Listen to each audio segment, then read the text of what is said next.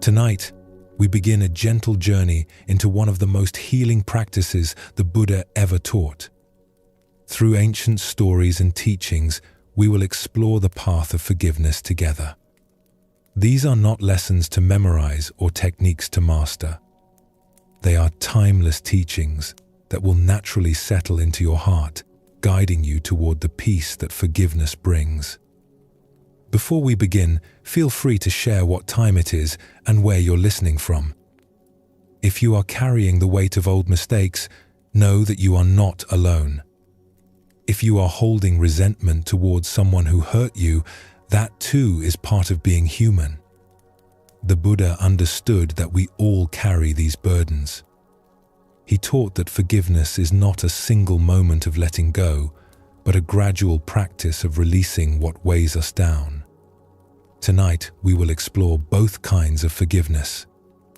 The forgiveness we extend to ourselves when we cannot stop replaying our own mistakes, and the forgiveness we gradually offer to those who have wronged us, not because they deserve it, but because we deserve peace. As we move through these teachings and stories, you may notice your breathing naturally deepening, your body naturally softening. Understanding brings its own peace. There is nowhere else you need to be right now. Nothing else you need to fix tonight. Just rest here as we explore the Buddha's teachings together. The Buddha once taught his students about 2 arrows. He said that when something painful happens to us, it is like being struck by an arrow. This first arrow is the actual event, the mistake we made, the words we said that we wish we could take back, the harm we caused without meaning to. This first arrow hurts. There is no denying that. But the Buddha noticed something important about human suffering. He saw that we almost always shoot ourselves with a second arrow immediately after the first one strikes. This second arrow is our reaction to what happened. The harsh story we tell ourselves. The brutal self-judgment. The way we replay the mistake over and over, each time adding more criticism and shame. The first arrow might be shouting at someone we love in a moment of stress. The second arrow is spending the next 3 days telling ourselves we are a terrible person who always ruins relationships. The first arrow is making an error at work. The second arrow is the voice that says we are incompetent and will never succeed at anything. Here is what the Buddha understood. The first arrow is often beyond our control. Life brings pain. We make mistakes because we are human and still learning. But the second arrow, that one we shoot ourselves, and that second arrow often causes far more suffering than the first one ever could. Tonight, as we explore forgiveness, we begin here, with learning to put down the second arrow, with noticing the difference between what actually happened and the story we tell ourselves about what it means. This is where forgiveness of ourselves begins. Not by denying the first arrow or pretending we did nothing wrong, but by stopping the attack, by choosing not to add violence to pain. Let us explore a story that shows this teaching in a way that might settle into your bones more deeply than words alone can reach. In a monastery tucked into the mountains, there lived a young monk named Tenzo. He had been at the monastery for only 6 months, and he was eager to prove himself worthy of being there. Every task he was given, he approached with intense focus and care. He wanted the senior monks to see that he was serious about his practice. One morning, the abbot called Tenzo to his room. The abbot was a man in his 70s, with kind eyes and gnarled hands that showed decades of work. He gestured for Tenzo to sit. "I have a special task for you today," the abbot said. He walked to a shelf and carefully lifted down a tea bowl. It was clearly very old, with a deep brown glaze that seemed to hold light within it. This bowl belonged to my teacher and to his teacher before him. It has been part of our tea ceremonies for over 100 years. Tenzo's eyes widened. He could feel the weight of responsibility settling onto his shoulders. Today we have an important visitor coming, the abbot continued. I would like you to prepare tea using this bowl. Wash it carefully, warm it, and have everything ready for this afternoon. Tenzo bowed deeply and accepted the bowl with both hands. He could feel his heart beating faster. This was an honor, but also a test. He would not fail.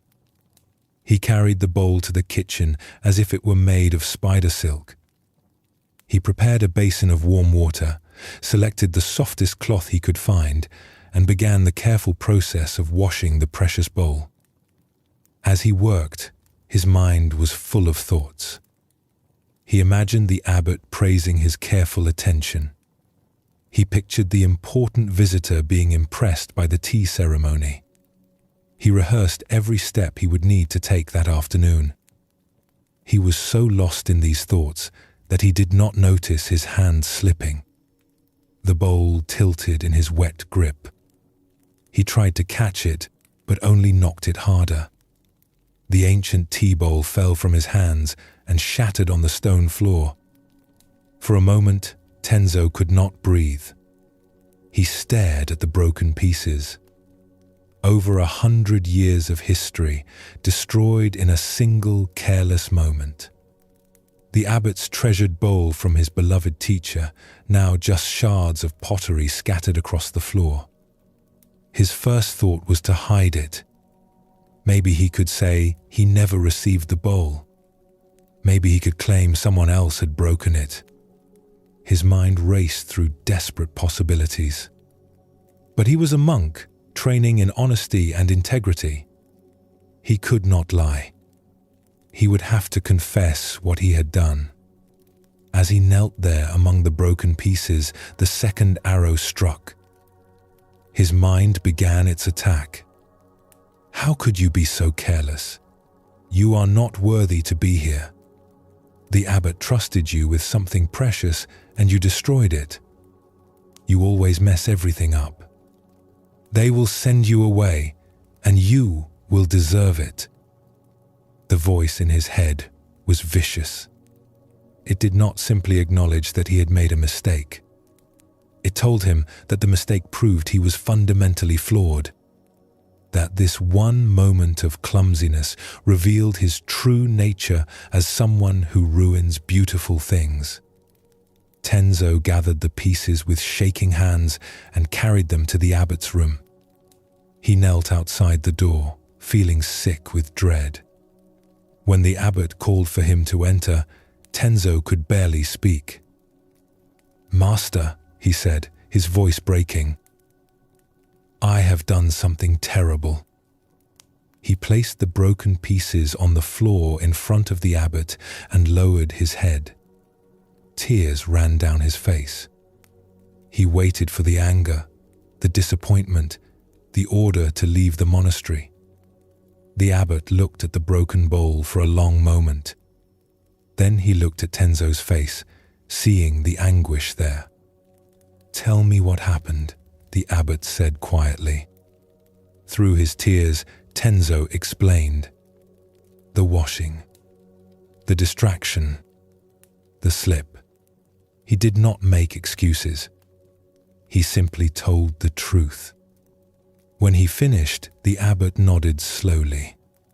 He picked up one of the larger pieces and turned it over in his weathered hands. "This bowl has been part of our monastery for many years," the abbot said. "It survived a fire 40 years ago. It made it through an earthquake when I was a young monk. It has been used in thousands of tea ceremonies." Tenzo's heart sank further. He had destroyed something irreplaceable. But the abbot's next words surprised him. All that time, it was waiting to break. Every object that exists will eventually break, burn, or crumble to dust. This bowl's nature was always impermanence, even when it appeared whole and strong. You did not change its nature. You simply witnessed the moment when that nature revealed itself. The abbot set down the piece he was holding and looked directly at Tenzo. "Tell me, are you suffering right now?" Tenzo nodded, unable to speak. "What is causing your suffering? Is it the broken bowl, or is it the story you are telling yourself about what this means?" Tenzo thought about this. The bowl was already broken. That fact could not be changed. But his mind had taken that fact and built an entire narrative on top of it.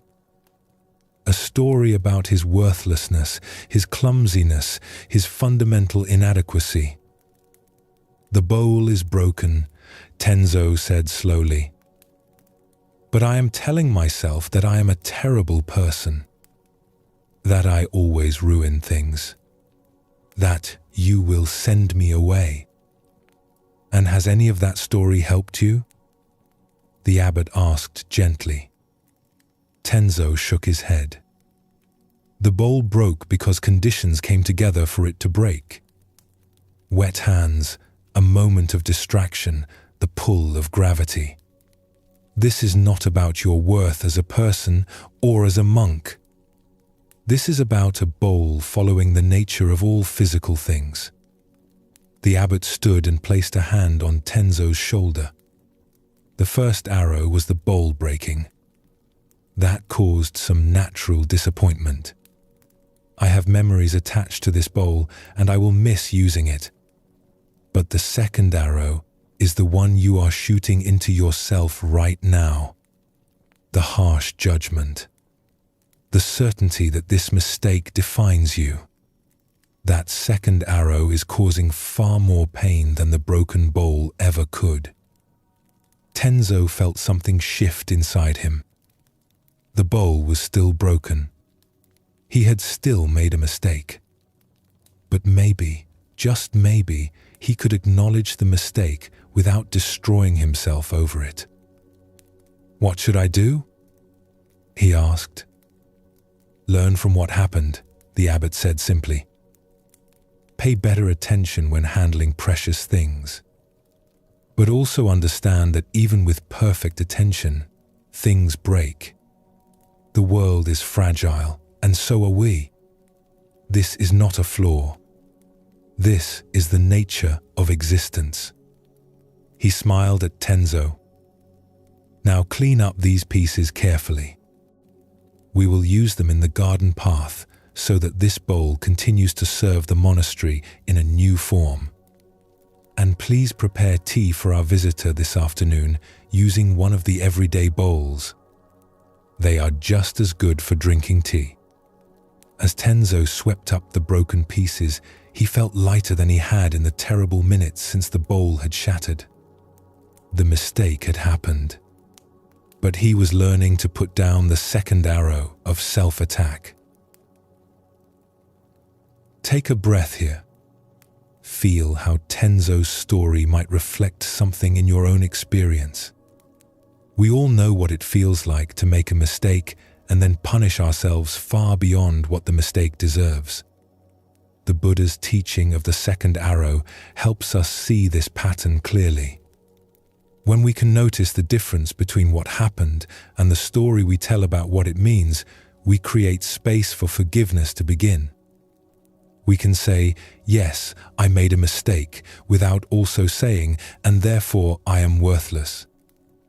This is not about making excuses or avoiding responsibility. Tenzo still needed to clean up the broken bowl and learn to be more careful. But he could do those things without the crushing weight of shame and self-hatred. The wisdom here is simple but profound. Pain is part of life. Mistakes are part of being human. But the vicious attack we launch against ourselves after mistakes, that is optional. We can choose to put down that second arrow. Let us explore another story that shows this teaching from a different angle. Sometimes the second arrow looks less like harsh words we say to ourselves and more like the belief that we have ruined something beyond repair. There once lived a calligrapher named Sato who was known throughout her province for the beauty of her brushwork.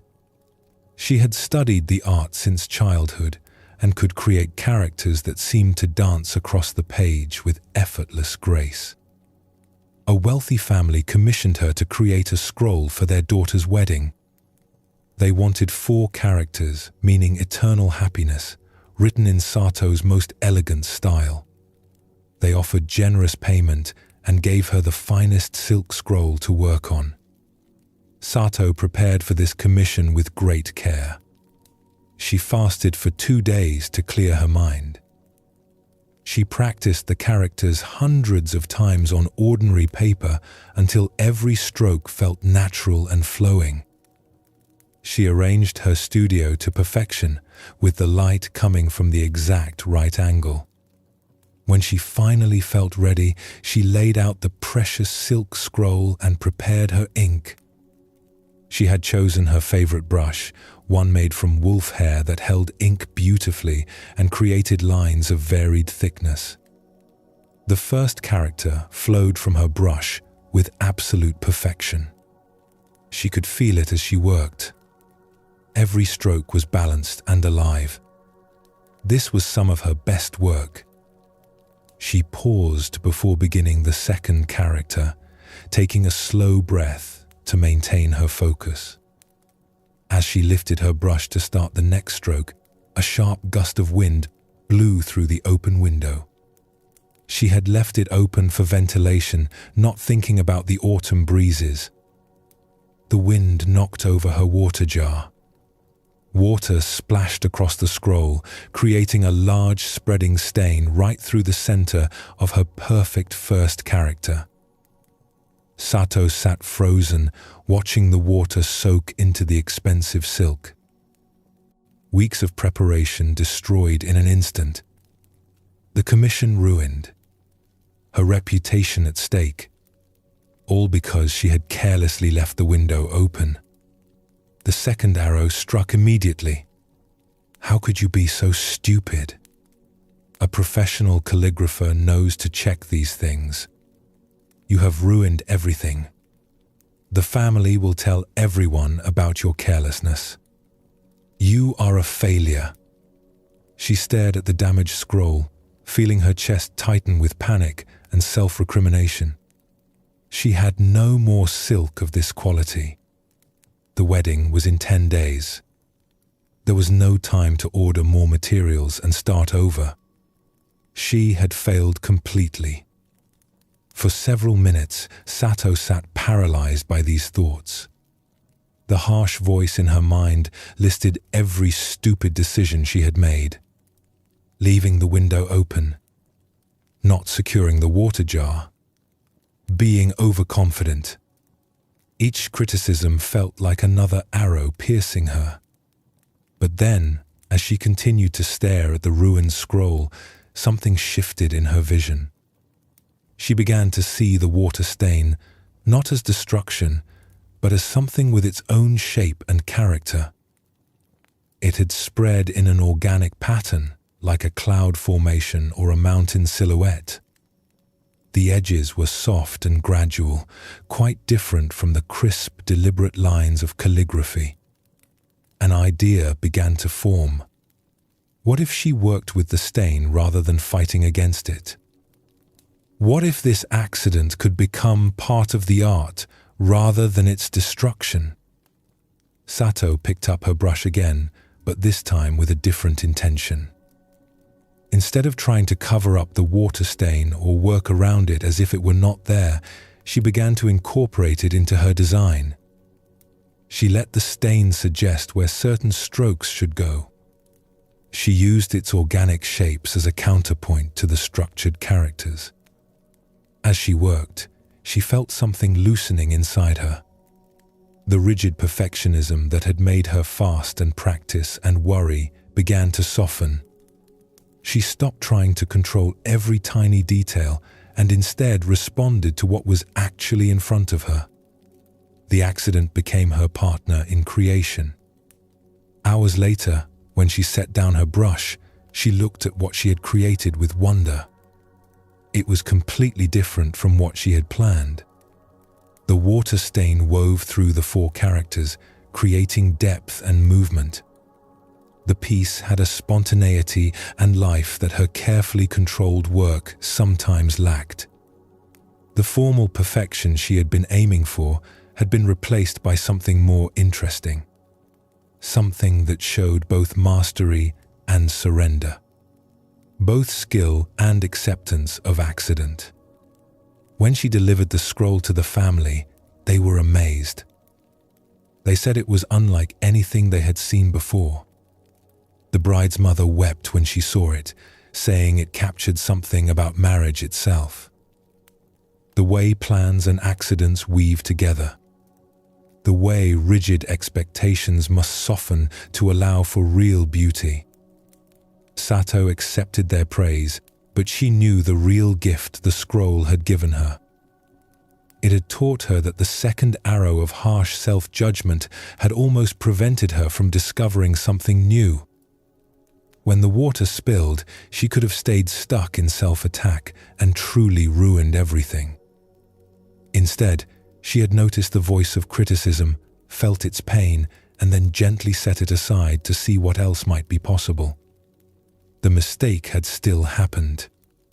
The original plan had still been disrupted. But these facts did not have to mean failure.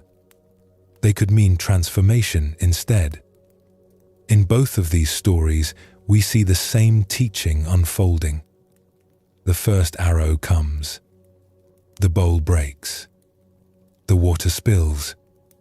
These things happen in life, and they bring natural disappointment or frustration. This is normal and human. But then comes the choice point. Do we shoot the second arrow? Do we take the pain of what happened and multiply it with harsh judgment and catastrophic stories? Or can we notice that impulse and choose differently? The abbot helped Tenzo see that his worth was not determined by a broken bowl. Sato discovered on her own that a mistake could become an opening rather than a disaster. Both of them practiced putting down the second arrow. This is the foundation of self-forgiveness in Buddhist practice. It begins with noticing when we are attacking ourselves, with seeing clearly that the story we tell about our mistakes is separate from the mistakes themselves. You might have something in your life right now, some mistake or regret that you keep replaying. Notice what happens in your mind when you think about it. Can you distinguish between the actual event and the harsh commentary you add to it? The event is the first arrow. It happened. But the second arrow, the voice that says you are fundamentally flawed or damaged because of it, that arrow is optional. The Buddha taught that suffering comes from clinging and resistance. When we cling to an image of ourselves as perfect and then resist the reality that we make mistakes, we suffer. But when we can accept that mistakes are part of learning, part of being human, part of the fragile nature of existence, we suffer less. This does not mean we ignore the consequences of our actions. Tenzo still had to clean up the broken bowl. Sato still had to figure out what to do about the damaged scroll. Taking responsibility is part of the practice. But responsibility looks different without the second arrow. It becomes about learning and repairing rather than about proving our worthlessness. It becomes about asking, what can I do now, rather than how terrible am I? As you rest here tonight, you might notice thoughts arising about your own mistakes, old regrets, recent slip-ups, words you wish you could take back. This is natural. The mind brings these things up. See if you can notice when the second arrow appears, when the voice of harsh judgment starts to speak. You do not have to fight with this voice or push it away. Simply notice it. Ah, there is the second arrow. There is the harsh story I tell about what this mistake means. And then, gently, see if you can put it down. Not because you are pretending the mistake did not happen, but because you understand that attacking yourself does not help anyone. Not you, not the people you may have hurt, not the situation you are trying to improve. The Buddha's wisdom on forgiveness begins here, with this simple but profound shift. From criticism to compassion. From the second arrow to simple acknowledgement of the first. This is how we begin to forgive ourselves. Not all at once, not perfectly, but moment by moment, choosing a gentler way. There is an old saying about resentment. Holding on to anger towards someone who has wronged you is like drinking poison and expecting the other person to die. The bitterness sits in your stomach, not theirs. The replaying of old hurts happens in your mind, not theirs. The sleep you lose belongs to you alone.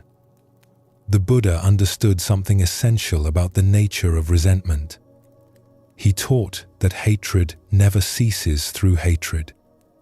That holding on to grievances creates suffering in the person who holds them, regardless of whether the other person ever knows or cares about your anger. This might seem unfair. Someone wrongs us, and we are the ones who have to do the work of forgiveness. They get to move on with their life, while we struggle with the weight of what they did. But Buddhist wisdom approaches this differently. Forgiveness is not a gift we give to the person who wronged us. It is a gift we give to ourselves.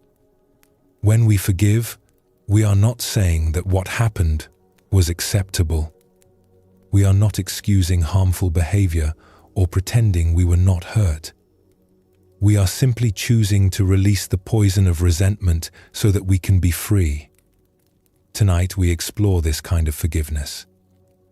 The forgiveness we extend not because someone deserves it, but because we deserve peace.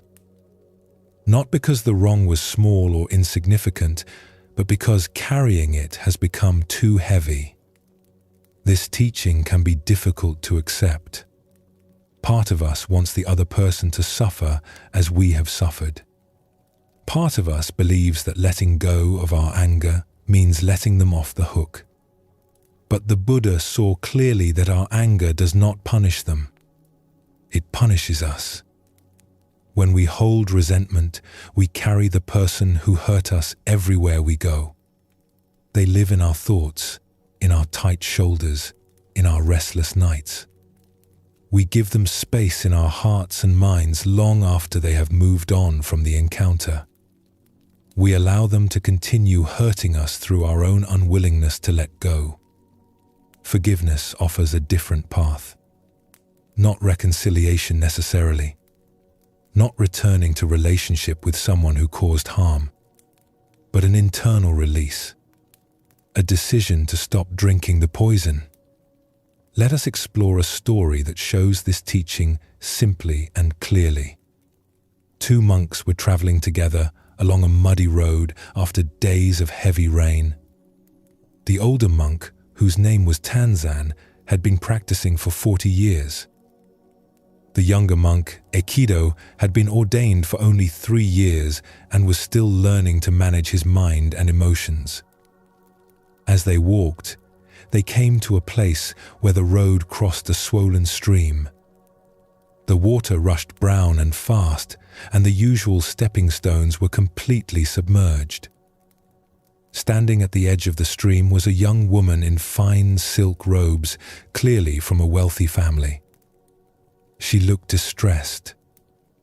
In their tradition, monks were not supposed to touch women, especially not young women. The rules were strict about this. Both monks knew this well. Tanzan approached the woman and asked if she needed help. She explained that she had to cross but was afraid of the current and did not want to ruin her expensive clothing. Without hesitation, Tanzan picked her up, carried her across the stream, and set her down gently on the other side. She thanked him and went on her way. The two monks continued walking. Aikido was silent, but his mind was racing. His teacher had broken the rules. Touched a woman. Carried her even. How could an elder monk, someone who was supposed to set an example, violate their precepts so casually? They walked for an hour in silence. Then another. The sun moved across the sky. They passed through a village and out the other side. Still, Aikido said nothing, but his thoughts grew louder and more agitated.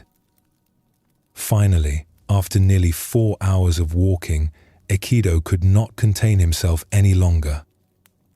"Master," he said, his voice tight with barely controlled frustration, "we are not supposed to touch women. Especially not young, beautiful women. Yet you picked that girl up and carried her across the stream. How could you do that?" Tanzan turned to look at his student with mild surprise. "Oh, that girl?" he said calmly. "I set her down on the other side of the stream hours ago. Why are you still carrying her?" Aikido stopped walking, struck by the truth of these words. Tanzan had helped the woman and then released the encounter completely. It was finished. He had moved on. But Aikido had been carrying the weight of that moment for hours, letting it build and ferment into resentment and judgment. The woman was long gone, probably at home by now, unaware that a young monk was still mentally carrying her. Tanzan had forgotten about the incident entirely. But Aikido had held on to it, turning it over and over in his mind, letting it poison his afternoon and his relationship with his teacher. As they continued walking, Aikido began to see something about the nature of resentment. The event itself had taken maybe 2 minutes. Tanzan lifting the woman, crossing the stream, setting her down. 2 minutes. But Aikido had spent 4 hours replaying those 2 minutes, adding layers of judgment and anger, building a whole story about what it meant. He had been carrying something that Tanzan had set down immediately. The burden was entirely of his own making. This realization did not come all at once. As they walked, Aikido found his mind returning again and again to the stream crossing, wanting to argue with Tanzan's point, wanting to justify his anger. But each time, he could see more clearly that he was the one choosing to carry this. Tanzan had offered him an example of how to help someone and then let it go. Instead, Aikido had picked up the weight and carried it for hours. By evening, when they stopped at a temple for the night, Aikido's resentment had begun to dissolve. Not because Tanzan had apologized or explained himself, but because Aikido had seen the truth of how he was creating his own suffering. Take a slow breath here and feel into this story. How many things are you still carrying that happened hours ago, days ago, years ago? How many 2-minute encounters have you replayed for months, adding weight each time you return to them? The Buddha's teaching on forgiveness shows us that we have a choice in each moment. We can set down what happened, or we can carry it. The person who wronged us is not making us carry it. They have often moved on completely, unaware that we are still holding the weight of what they did. This does not mean we pretend nothing happened. Aikido had genuinely seen something that troubled him. His concern about the rules was real.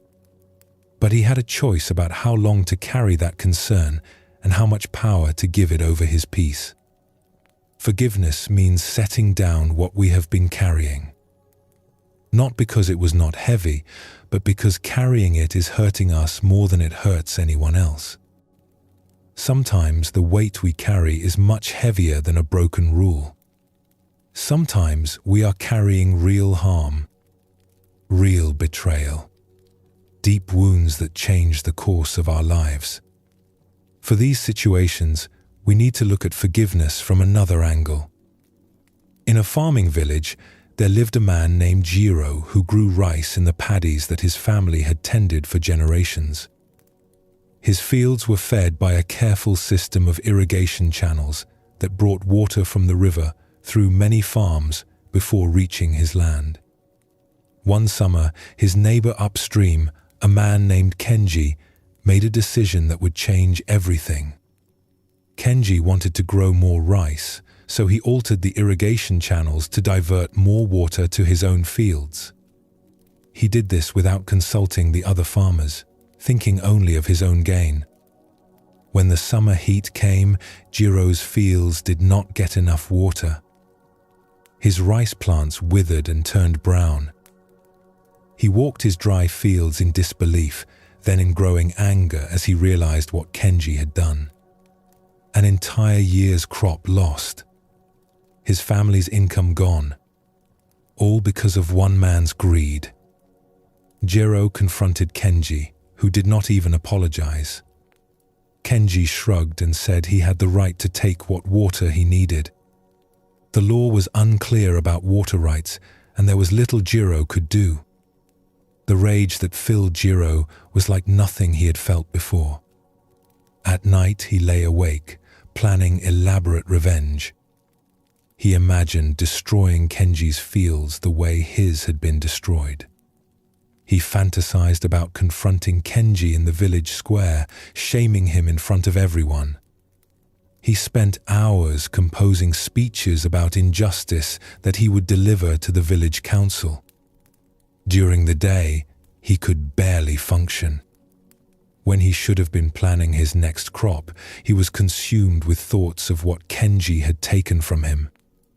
When he should have been repairing tools and preparing for the next season, he was rehearsing arguments and imagining confrontations. His wife watched him with growing concern. His children learned to stay quiet around him, sensing the storm of anger that filled their father. Months passed, and Jiro remained trapped in his fury. One day, an old friend came to visit from a neighboring village. This friend, a man named Hideo, had known Jiro since childhood. He saw immediately that something was deeply wrong. They sat together in Jiro's house, drinking tea, and Jiro poured out the whole story. The destroyed crop, Kenji's selfishness, the injustice of it all. His voice shook with rage as he spoke. Hideo listened carefully until Jiro had said everything he needed to say. Then he was quiet for a long moment before speaking. "I am sorry this happened to you," Hideo said. "What Kenji did was wrong. He harmed you and your family, and that harm is real." Jiro nodded, grateful to be understood. "But I need to ask you something," Hideo continued. "Will your anger grow new rice?" The question landed like a stone in still water. Jiro opened his mouth to respond, then closed it again. "You have spent months consumed by this," Hideo said gently. "Months that you could have spent planning how to plant differently next season, or how to dig a new well, or how to adapt to the water you have. Instead, you have spent every day tending your anger like it is a crop that will feed your family." Jiro felt defensive. "So I should just accept what he did? Pretend it did not happen?" "No," Hideo said firmly. "You should acknowledge what happened and deal with it practically. Talk to the village council if that might help. Find new sources of water if you can. Plant crops that need less irrigation. Do whatever you can to protect your family going forward." But do all of that without feeding the anger that is eating you alive. He leaned forward and looked directly at Jiro. The anger you feel is natural. Kenji wronged you. But holding on to that anger, replaying it every day, letting it take over your life, that is not hurting Kenji. He is sleeping well at night. He is planning his next crop. Your rage is not touching him at all. It is only destroying you. Jiro wanted to argue, but he could not. He knew Hideo was right. Kenji did seem unbothered by what he had done. Meanwhile, Jiro had become a shell of himself, hollowed out by bitterness. "How do I let it go?" Jiro asked, and there was desperation in his voice. He does not deserve forgiveness. Forgiveness is not about what he deserves, Hideo said quietly. It is about what you deserve. You deserve to sleep at night. Your wife deserves to have her husband back. Your children deserve a father who can laugh again. You deserve to put your energy into building your life rather than rehearsing your grievances. He poured more tea for both of them. Forgiving Kenji does not mean you trust him again. It does not mean you restore the friendship you once had. It does not even mean you have to speak to him. It means you stop giving him power over your inner life. It means you stop letting what he did 6 months ago determine how you feel today. Over the following weeks, Jiro began the difficult work of releasing his resentment. It did not happen all at once. Some days he would feel free of it, and then something would remind him, and the anger would flare up again. But each time, he would remember Hideo's question. Will your anger grow new rice? Slowly, painfully, he began to redirect his energy. He consulted with other farmers about their water sources. He experimented with crops that needed less irrigation. He repaired the relationships with his wife and children that his rage had damaged. He did not forgive Kenji because Kenji apologized. Kenji never did apologize. He forgave because carrying the weight of what Kenji had done was preventing him from moving forward with his own life. The forgiveness was not for Kenji's benefit. It was for his own. A year later, Jiro's fields were producing again. Not as much as before, but enough. He had adapted to the new reality of less water. More importantly, he had his life back. He could laugh with his children again. He could make plans for the future without every thought being colored by bitterness. When people in the village asked him how he had recovered from such a betrayal, he would say simply, I decided that Kenji had already taken 1 year's crop from me. I was not going to let him take the rest of my life as well. These two stories show us different aspects of the same teaching. Aikido was carrying resentment over something small, something that had barely affected him. Jiro was carrying resentment over real harm, over a genuine injustice that had serious consequences for his family. But in both cases, the resentment was hurting the person carrying it more than anyone else. Tanzan had forgotten the stream crossing. Kenji was sleeping well despite his wrongdoing. The person suffering from the resentment was always the one holding it. This is what the Buddha meant when he taught that holding on to anger is like grasping a hot coal with the intent of throwing it at someone else. You are the one who gets burned. Forgiveness in the Buddhist sense is the decision to put down the hot coal. Not because the other person deserves it, but because holding it is burning your hand. This teaching can feel unfair. Why should we have to do this work when we were the ones who were wronged? Why does the burden of forgiveness fall on the person who was harmed? The answer is simple, though not easy. because we are the ones suffering from the resentment. Because we are the ones who want to be free. The person who wronged us may never change, may never apologize, may never even realize the harm they caused. We cannot control that. But we can control whether we continue to poison ourselves with bitterness. Forgiveness does not mean reconciliation. Jiro did not need to become friends with Kenji again. He did not need to trust him with anything important. He could maintain appropriate boundaries and protect himself from future harm.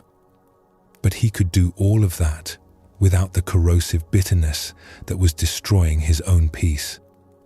This is an important distinction that Buddhist wisdom offers us. We can forgive someone and still choose not to have them in our lives. We can forgive and still maintain boundaries.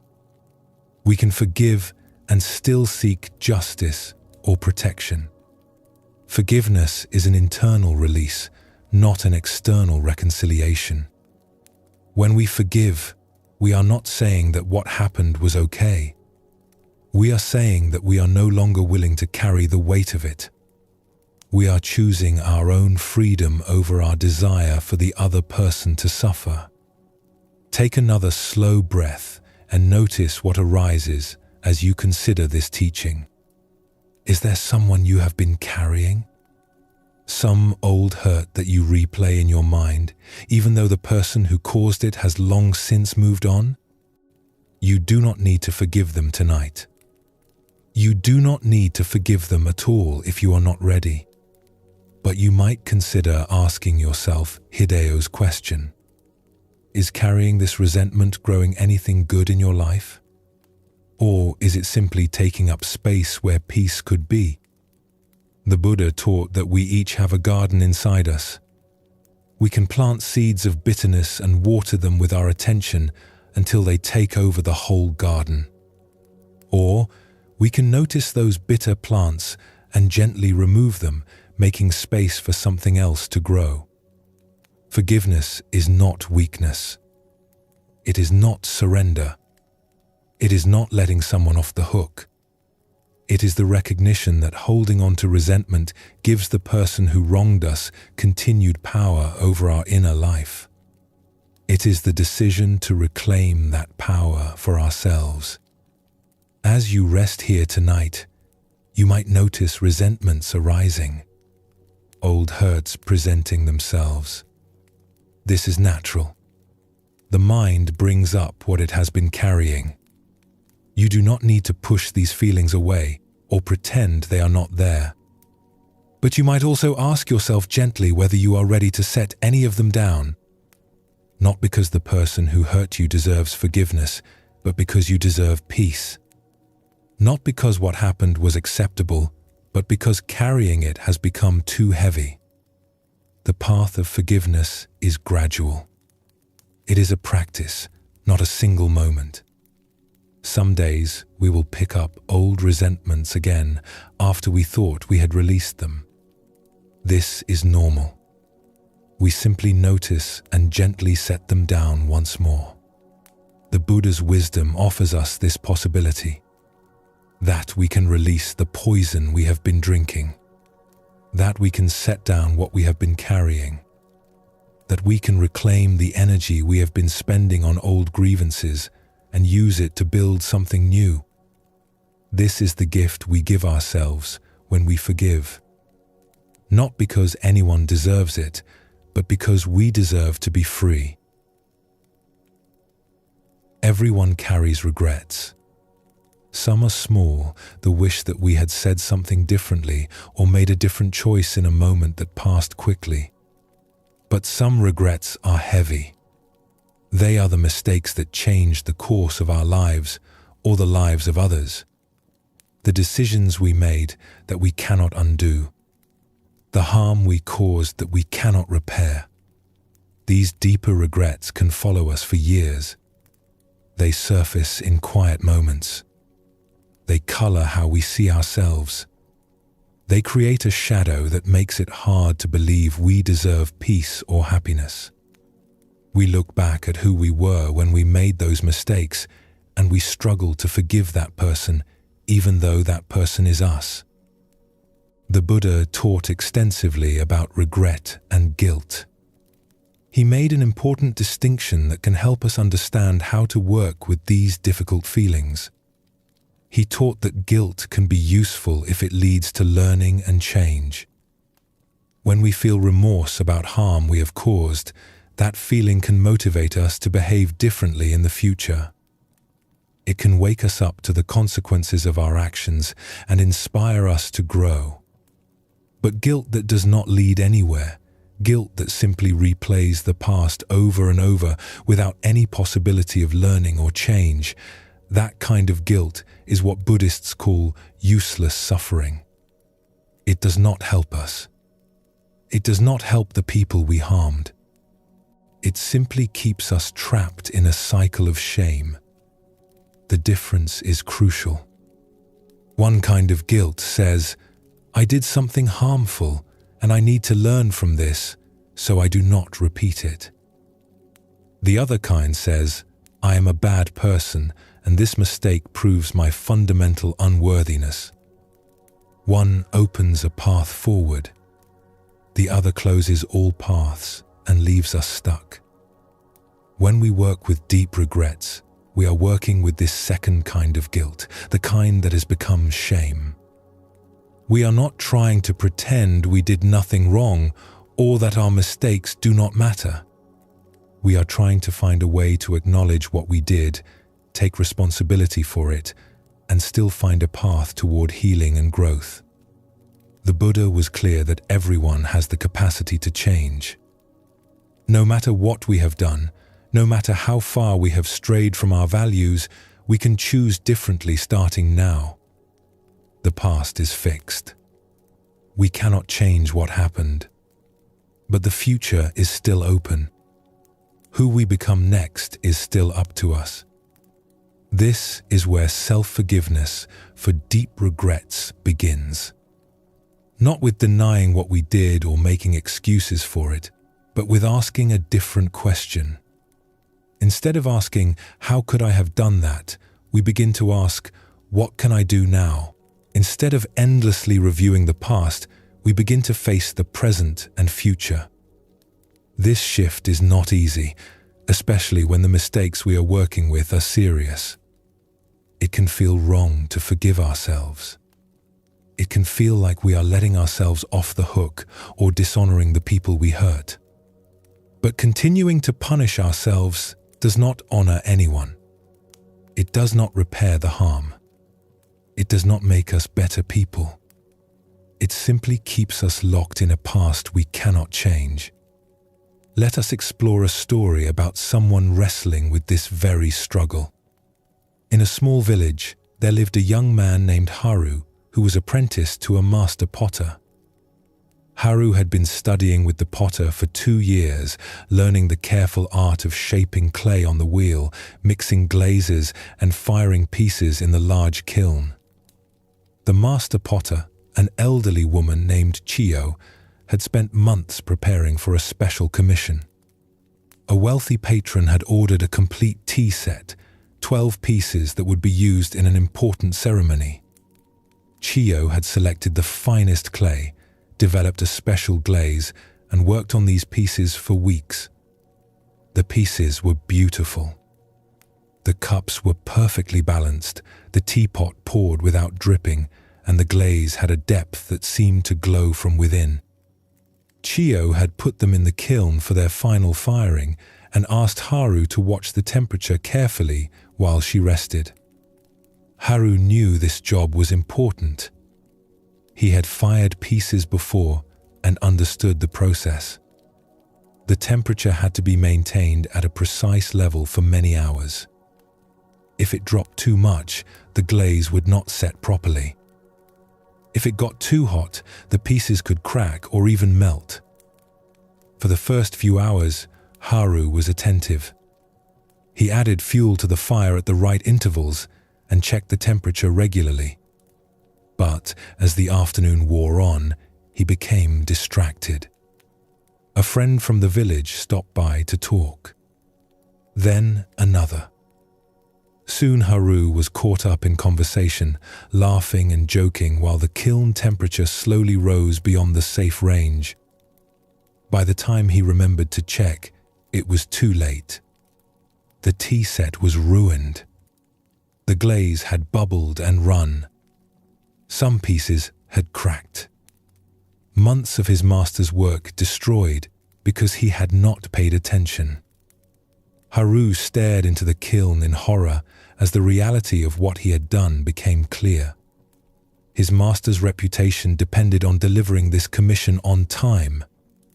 The patron was powerful and could spread word throughout the region if he was disappointed.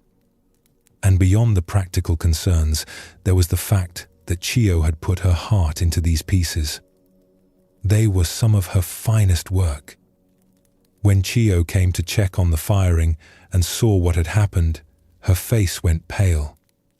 She looked at the ruined pieces for a long time without speaking. Haru felt his stomach twist with shame and dread. Finally, Chiyo turned to him and asked simply, "What happened?" Haru could have lied. He could have said the kiln malfunctioned or that he had been called away for an emergency. But he found he could not add dishonesty to his failure. He told her the truth. He had been distracted. He had not paid attention. He had destroyed her work through his carelessness. Chiyo was quiet for a long moment. Then she said, "Go home. I need time to think about this."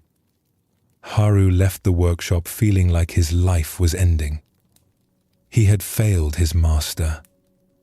He had proven himself unworthy of her teaching. She would certainly send him away, and his reputation as a careless apprentice would follow him wherever he went. That night, Haru could not sleep. He replayed the afternoon over and over in his mind.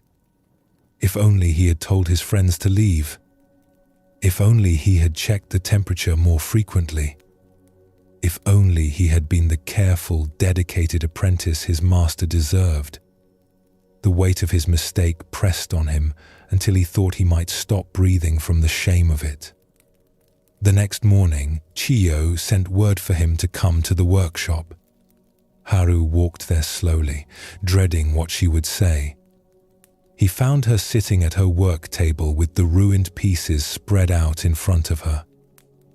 "Sit down," she said, not unkindly. Haru sat, keeping his eyes down. "Look at these pieces," Chiyo said, pushing them toward him. Haru forced himself to look at the ruined tea set. The bubbled glaze. The cracks. The distorted shapes where the clay had softened from too much heat. "Tell me what you see," Chiyo said. "I see my failure," Haru said quietly.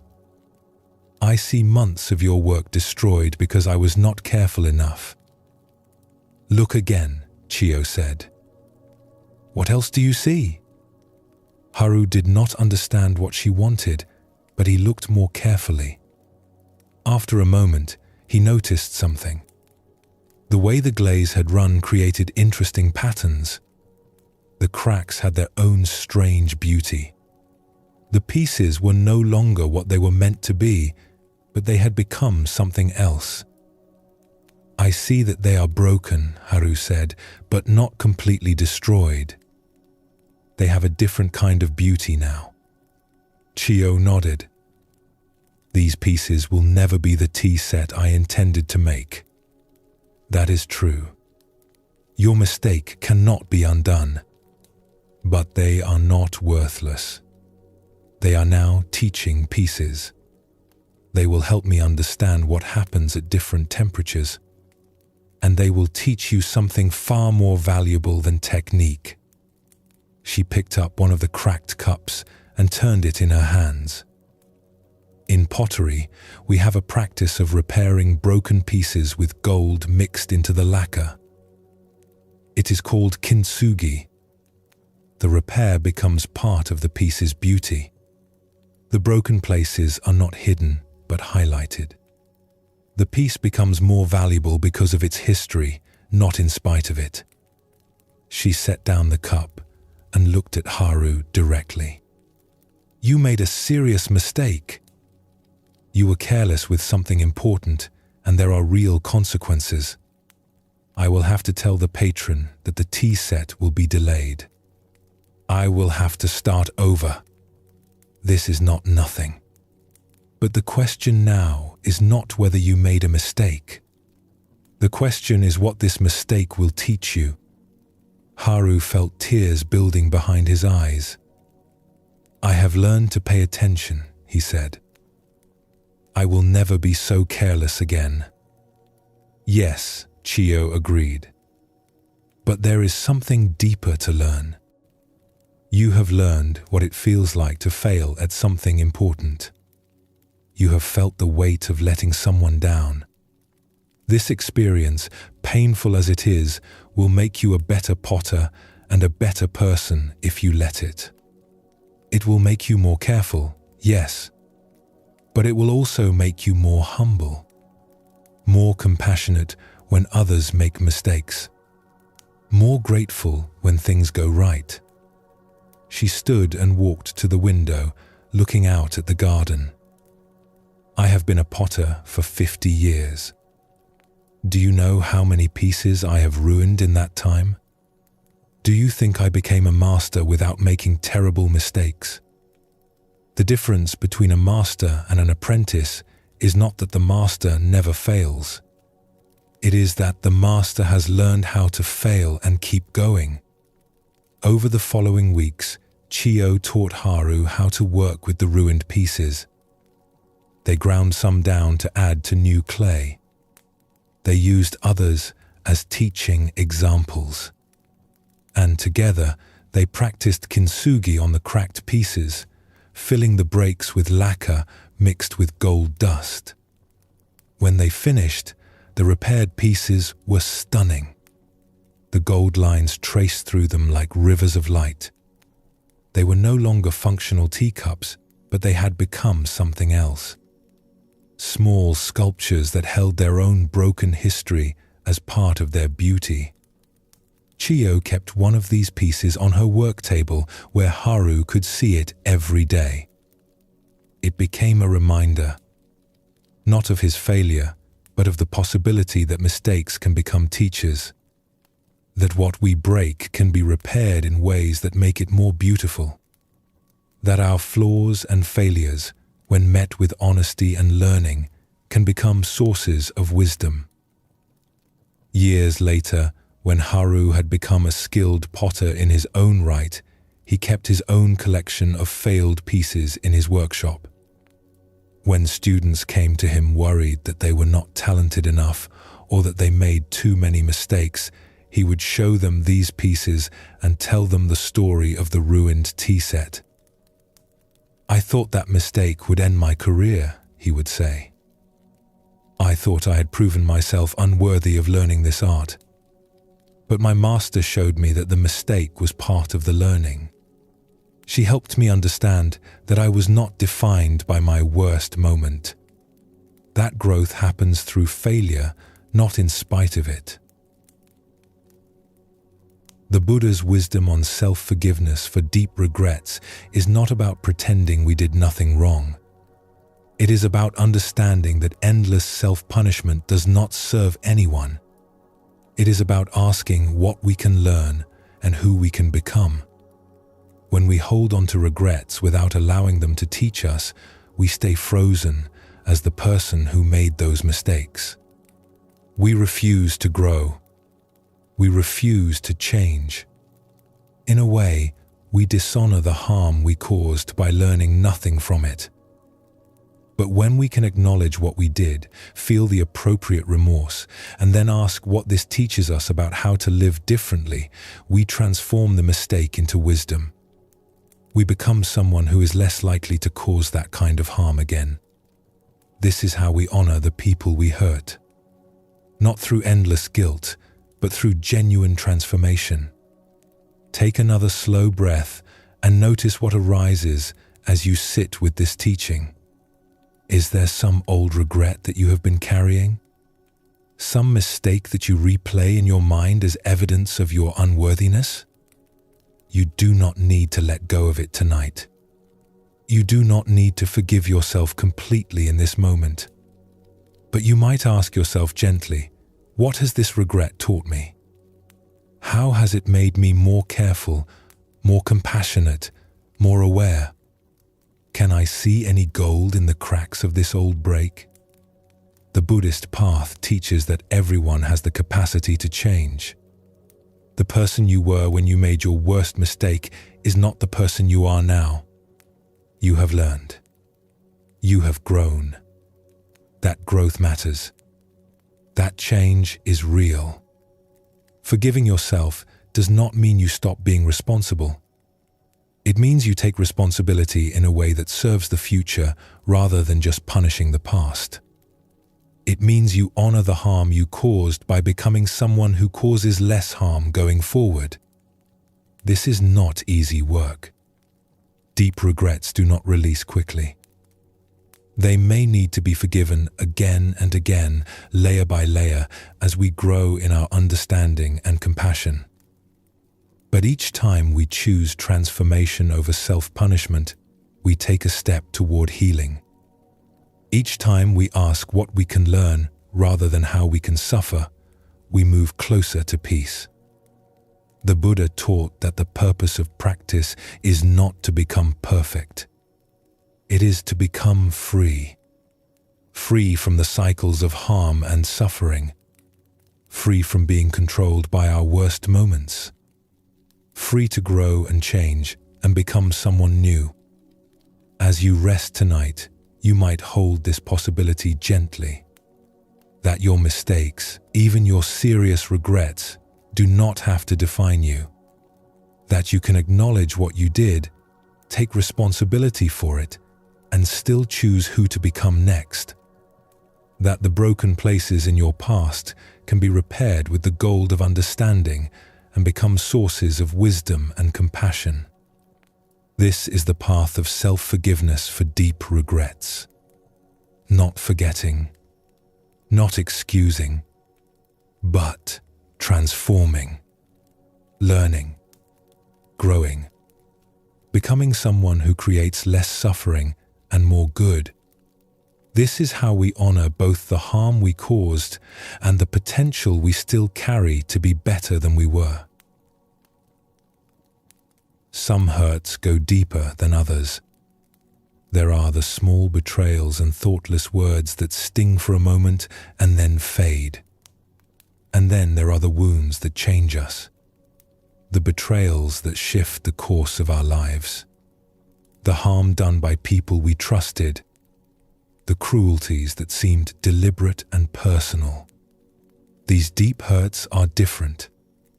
They cannot be released with a simple decision to let go. They have roots that reach into how we see ourselves and the world. They affect our ability to trust, to open our hearts, to believe that people are fundamentally good. Working with these wounds requires a different kind of patience and gentleness. The Buddha taught that hatred never ceases through hatred. That if we meet cruelty with cruelty, betrayal with bitterness, we only add more suffering to the world. But he also understood that this teaching can feel impossible when we are the ones who have been deeply hurt. How can we not hate someone who deliberately harmed us? How can we forgive something that feels unforgivable? Buddhist wisdom does not ask us to forgive because the person who hurt us deserves it. Most of the time, they do not. It does not ask us to pretend the hurt was not real or that what happened was acceptable. The harm was real. The pain matters. Our anger makes sense. Instead, this ancient wisdom invites us to see forgiveness as something we do for ourselves, as a way of unlocking the prison that resentment builds around our hearts. When we hold on to deep bitterness towards someone who hurt us, we carry them with us everywhere we go. They live in our thoughts. They occupy space in our hearts. They have power over our peace, even years after the harm was done. Forgiveness offers a different path. Not reconciliation with someone who is harmful. Not returning to a relationship that was toxic. Not trusting someone who proved themselves untrustworthy. But an internal release. A gradual process of taking back the power we have given them over our inner life. This kind of forgiveness takes time. It cannot be rushed. It unfolds in layers, often over months or years. Some days we feel we have released the bitterness, and then something triggers the old wound, and we discover we are still carrying it. This is natural. Deep hurts do not heal in straight lines. Tonight we explore this gradual path of deep forgiveness. Not because anyone is demanding we forgive, but because we want to be free. Because we are tired of carrying the weight. Because we deserve peace, even if the person who hurt us never apologizes or changes. Let us begin with a story about a man whose life was upended by betrayal and who slowly found his way to freedom. In a prosperous town, there lived a merchant named Koji who dealt in fine fabrics. He had built his business over 20 years through hard work and careful attention to his customers. He was known as honest and fair, and people traveled from distant villages to buy cloth from him. Koji had a business partner, a man named Takeshi, who had been his friend since childhood. They had grown up together, learned the trade together, and built the business together. Koji trusted Takeshi completely. They were like brothers. One spring, Koji needed to travel to the capital to arrange new trade contracts. The journey would take 2 months. He left Takeshi in charge of the business, as he had done many times before. He had no reason to worry. While Koji was away, Takeshi did something that would destroy everything they had built. He had been gambling secretly for years and had accumulated terrible debts. In desperation, he sold off most of the business's inventory at a loss and took the money to pay his creditors. Then he disappeared, leaving only a brief note that said he was sorry but had no choice. When Koji returned home, he found his shop nearly empty and his reputation in ruins. Customers who had paid for fabric that Takeshi had sold elsewhere were demanding their money back. Creditors were knocking on his door. Word spread quickly through the town that Koji's business was failing. Koji lost everything. His shop, his home, his standing in the community. 20 years of careful work destroyed by the actions of someone he had trusted like family. He tried to rebuild, but the damage was too extensive. People no longer trusted him. They assumed he must have been involved in Takeshi's deception somehow. At first, Koji was numb with shock. He could not believe Takeshi had done this. His mind kept searching for other explanations, some misunderstanding that would make sense of what had happened. But as the reality became clear, the numbness gave way to rage. Koji's anger was like a fire that consumed everything else in his life. He would lie awake at night, imagining confronting Takeshi. He rehearsed speeches about betrayal and friendship. He fantasized about revenge, about somehow making Takeshi suffer as he was suffering. During the day, he could barely function. He took a job as a laborer since he could no longer work as a merchant, but his mind was never on his work. He was always thinking about Takeshi, where he might be, whether he felt any remorse, whether he ever thought about the destruction he had caused. Koji's health began to fail. The constant anger gave him headaches and made his stomach hurt. He stopped seeing friends. He stopped enjoying anything. His entire life became about his bitterness toward Takeshi. 2 years passed this way. 2 years of Koji's life consumed by resentment. He was thinner now, his face lined with stress. His few remaining friends worried about him, but did not know how to help. One evening, an old friend named Masato came to visit. They had known each other for 30 years, and Masato had watched with concern as Koji deteriorated under the weight of his anger. They sat together drinking tea, and Masato asked gently, "Koji, who is suffering more from what Takeshi did, you or Takeshi?" Koji's first reaction was defensive. "How can you ask that? I am the one who lost everything. I am the victim here." "Yes," Masato said calmly. "Takeshi wronged you terribly. What he did was inexcusable. But I am asking, who is suffering more now, 2 years later? Where do you think Takeshi is right now?" Koji had to admit he did not know. Takeshi could be anywhere. He might be living comfortably somewhere, having solved his gambling debts with Koji's money. He might have started a new life and rarely thought about what he had done. "And where are you?" Masato continued. "You are here in this small room with your health failing, unable to sleep, unable to enjoy anything. Your anger has not touched Takeshi at all. It has only consumed you." The words hit Koji like a physical blow. He wanted to argue, but he could not. He could see the truth of what Masato was saying. Takeshi had destroyed his business 2 years ago. But Koji had been destroying himself every day since then with his bitterness. "How do I stop?" Koji asked, and his voice broke.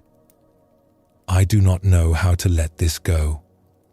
Every time I think about what he did, the anger comes back just as strong."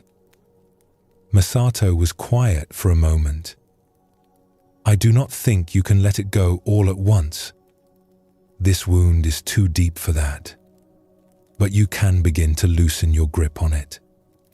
You can start choosing your freedom over his punishment." He poured more tea for both of them. "What if you began a small practice?" Masato suggested. "Each morning, when you wake up and the anger is there, you acknowledge it. You say to yourself, 'Yes, I am still angry about what Takeshi did.' That anger makes sense. But then you also say, 'Today I choose my own peace over this bitterness. Just for today, I will not feed this anger.'" Koji looked skeptical. "That is all?"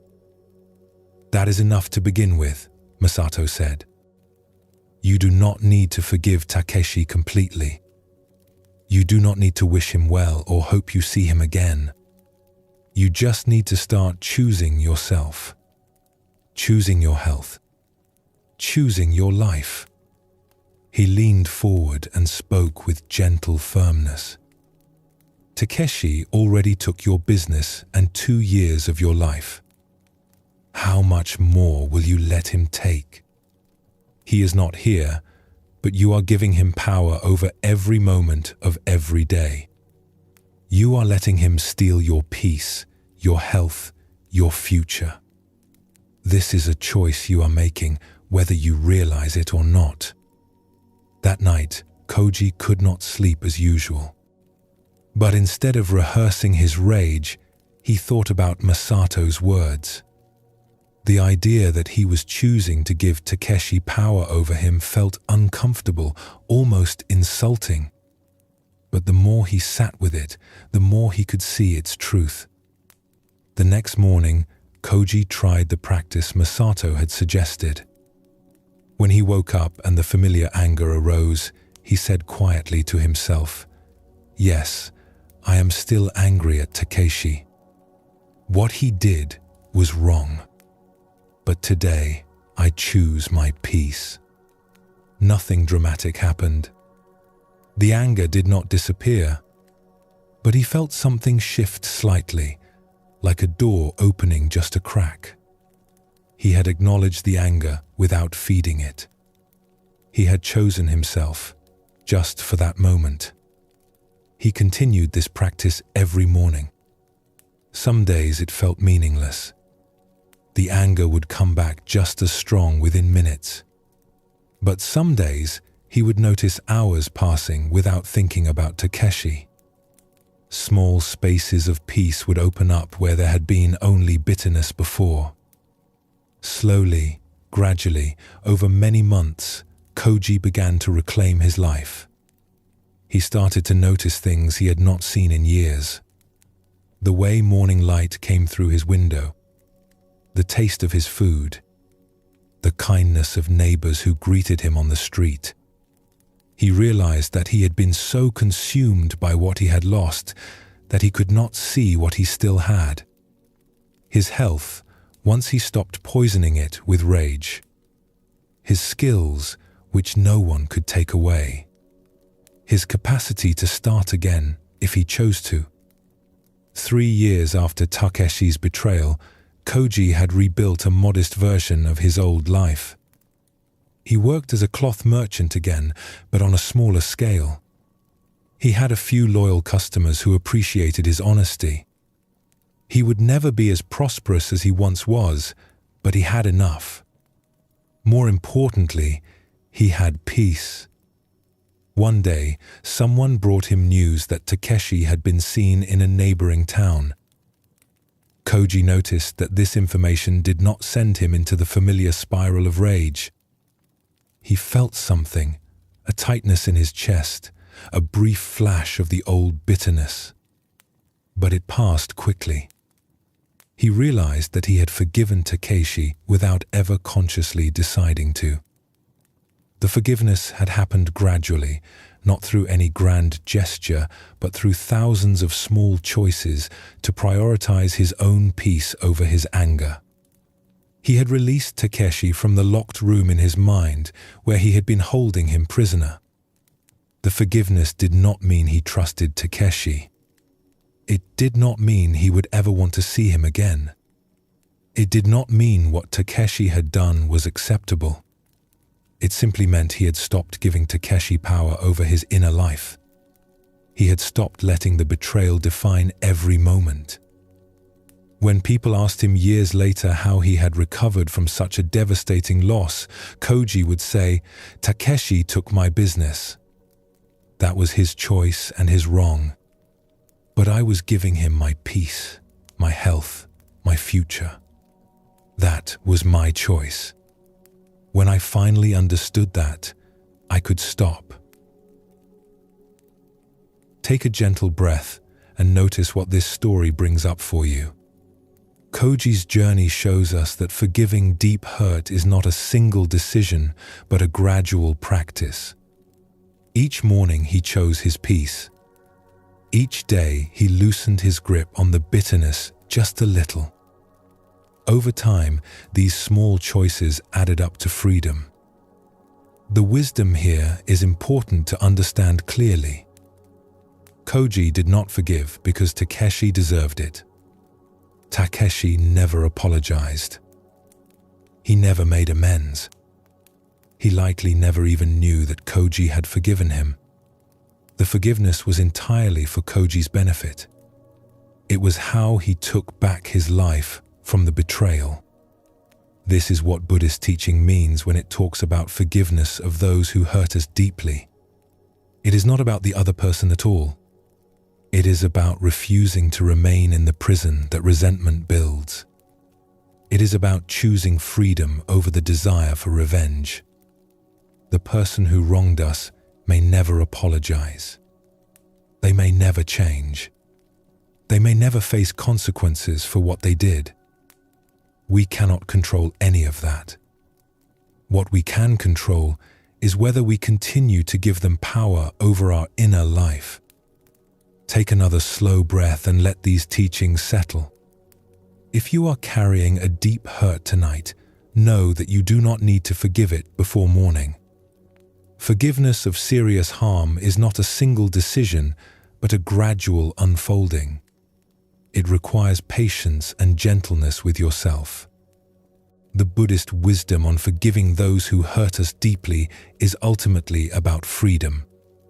Not freedom from the memory of what happened, which may always be there, but freedom from being controlled by it. Freedom from giving the person who hurt us ongoing power over our peace. This freedom comes not through force, but through gentle, persistent practice. Through choosing our peace a little bit each day. Through offering ourselves the compassion we may have been denying. Through gradually loosening our grip on the bitterness that has been burning our own hands. The locked gate that keeps us imprisoned is made of our own resentment. We can unlock it, not because the person who hurt us deserves our forgiveness, but because we deserve to be free. Not all at once, but slowly, patiently, one small choice at a time. As you rest tonight, you might simply acknowledge whatever hurt you are carrying. You do not need to resolve it. You do not need to forgive it fully, but you might offer yourself compassion for carrying it. You might choose, just for tonight, to prioritize your own peace over the bitterness. That is enough. That is the beginning.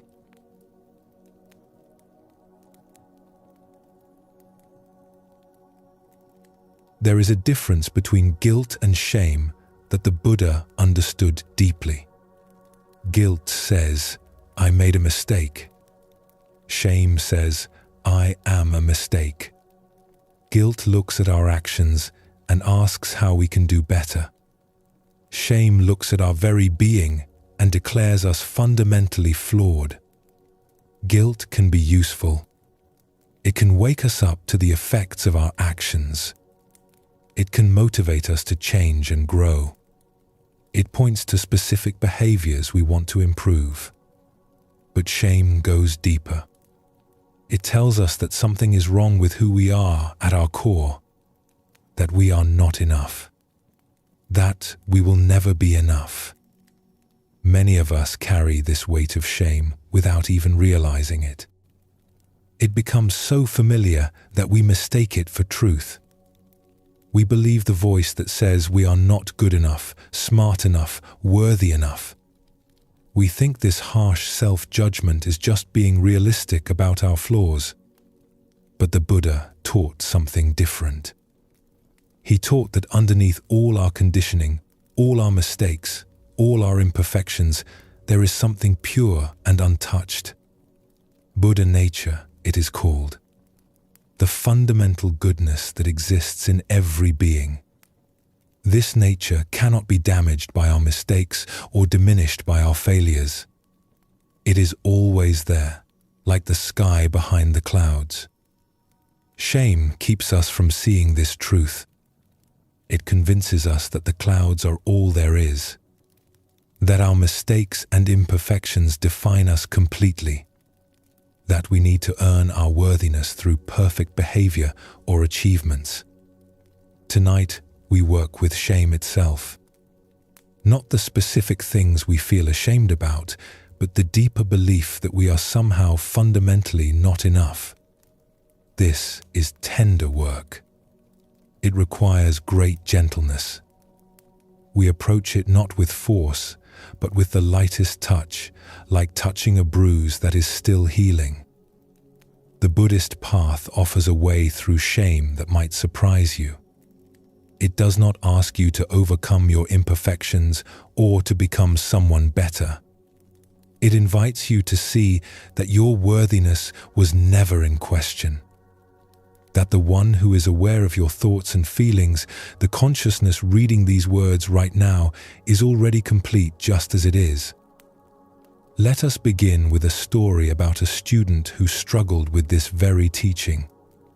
In a meditation hall tucked into a quiet valley, there was a young student named Ayumi who had come to practice with great sincerity.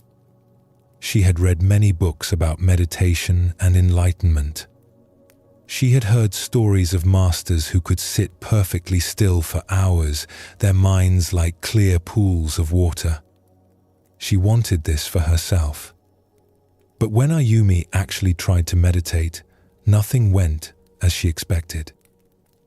Her mind wandered constantly. She would set the intention to follow her breath, and within moments she would be planning her day or replaying a conversation or thinking about what to eat for lunch. She tried harder. She concentrated with all her effort. But the thoughts just kept coming. After each meditation session, Ayumi would feel a heavy sense of failure. Other students seemed to sit so peacefully. They looked serene and focused. She was certain they were having profound experiences while she struggled with the most basic instruction. Something must be wrong with her. She must not be cut out for this practice. The shame grew each day. Ayumi began to dread meditation periods. She would sit on her cushion feeling like an imposter. Everyone else belonged here. Everyone else could do this. She was the only one failing so completely. One evening, after a particularly difficult sitting where her mind had been especially scattered, Ayumi approached her teacher with tears in her eyes. The teacher, an elderly woman named Setsuko, invited her to sit and share what was troubling her. "I cannot do this," Ayumi said, her voice breaking. "I have been here for 2 months, and I am no better at meditation than when I started. My mind wanders constantly. I cannot concentrate. I must be doing something fundamentally wrong." Teacher Setsuko listened with kind attention. When Ayumi finished, the teacher was quiet for a moment. Then she asked a simple question. "When your mind wanders during meditation, who notices that it has wandered?"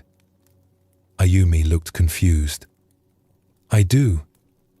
I notice that I am thinking instead of following my breath." "And in that moment of noticing, are you aware?" "Yes, of course." "So there is awareness there," Setsuko said gently. "Awareness that notices when attention has drifted. That awareness is what we are cultivating in meditation, not the ability to stop all thoughts.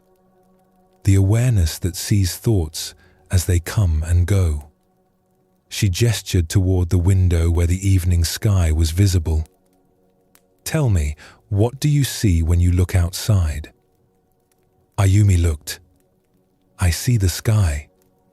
Some clouds. The mountains in the distance." "Do the clouds ruin the sky?" Setsuko asked.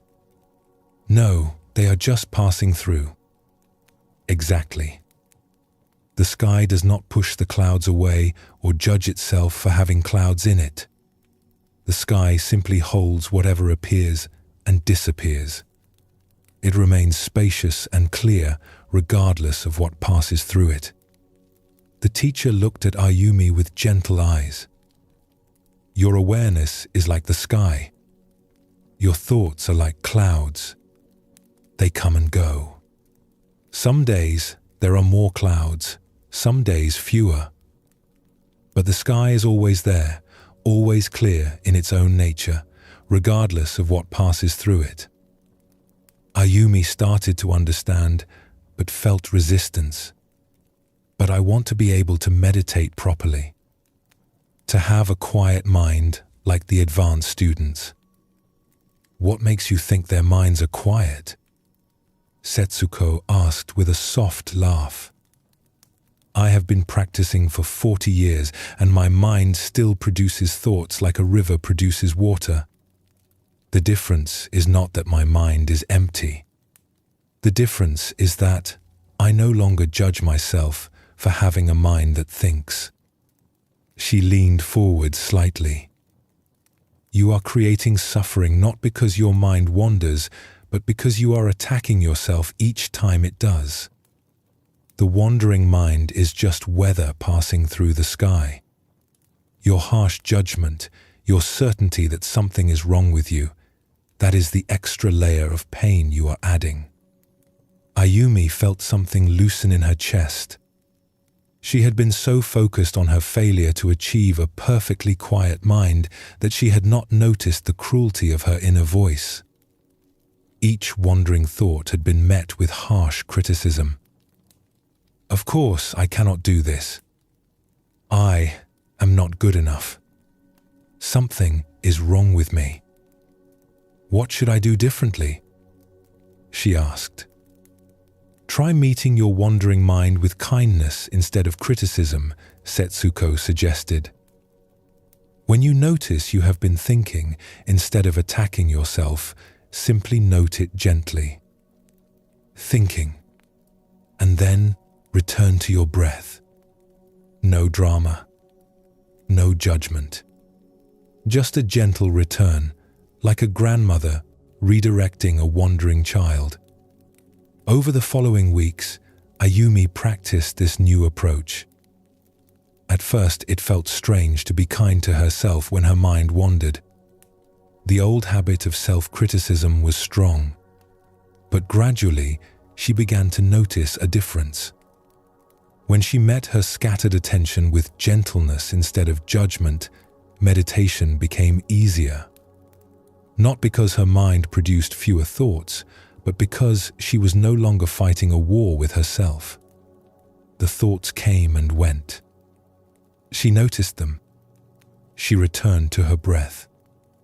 Sometimes she returned 50 times in a single sitting. But each return was gentle now, not harsh. Months later, Ayumi realized that she had learned something more valuable than how to quiet her mind.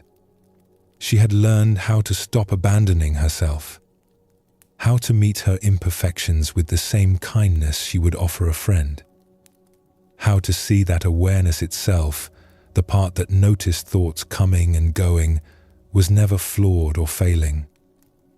The shame she had carried about not being good enough at meditation had dissolved not because she became perfect at it, but because she stopped demanding perfection.